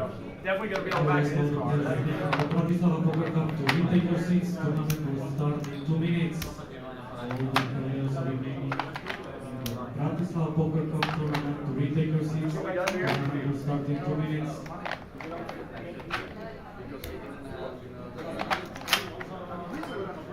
Yeah, sorry. You can talk about losing. Your experience. Got to, man.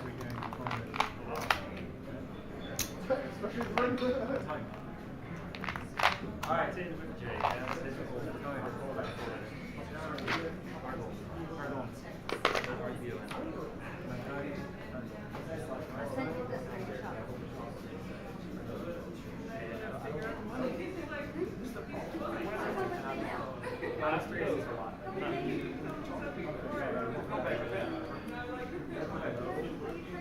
For sure, it would be nice to just job,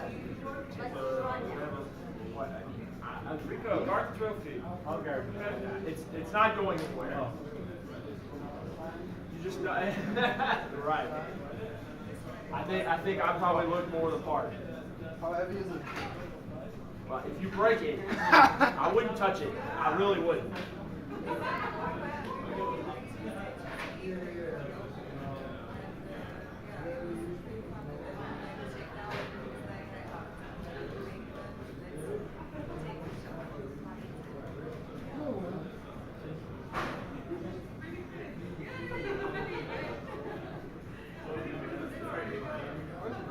She also might.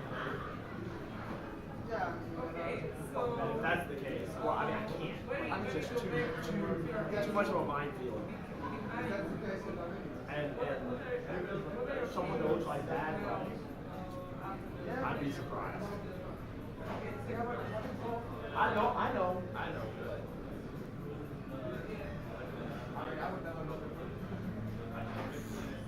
Sure. Alright. Whatever you gotta do.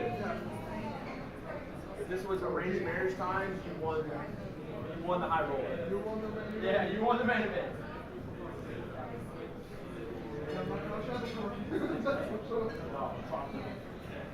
Where'd you go? Where'd they take it? They're going to take it. What? Oh, okay. They're gonna. Alright, I'm going upstairs.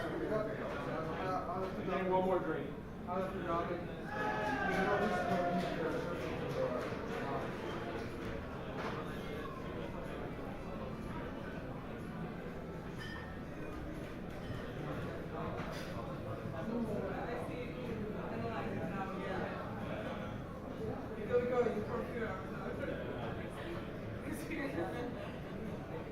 Okay, so if you go back to Pro Festival, or you play some other side, something that you did.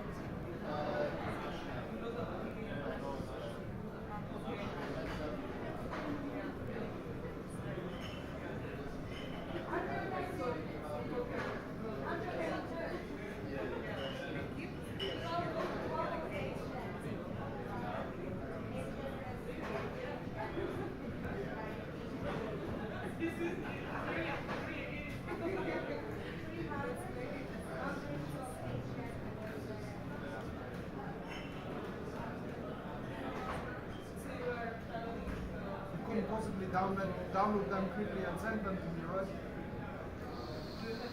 I don't know if I will do it tonight because I'm absolutely shattered. I bet. Everything finished tonight, right? Yeah. Million photos. Yeah, and I have to do 1, 2, 3 more interviews. 3 more sets. And then you're done? Okay. I mean, after...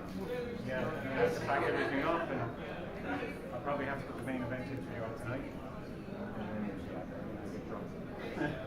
You're Irish, right? Like a lot of them. You're gonna have fun.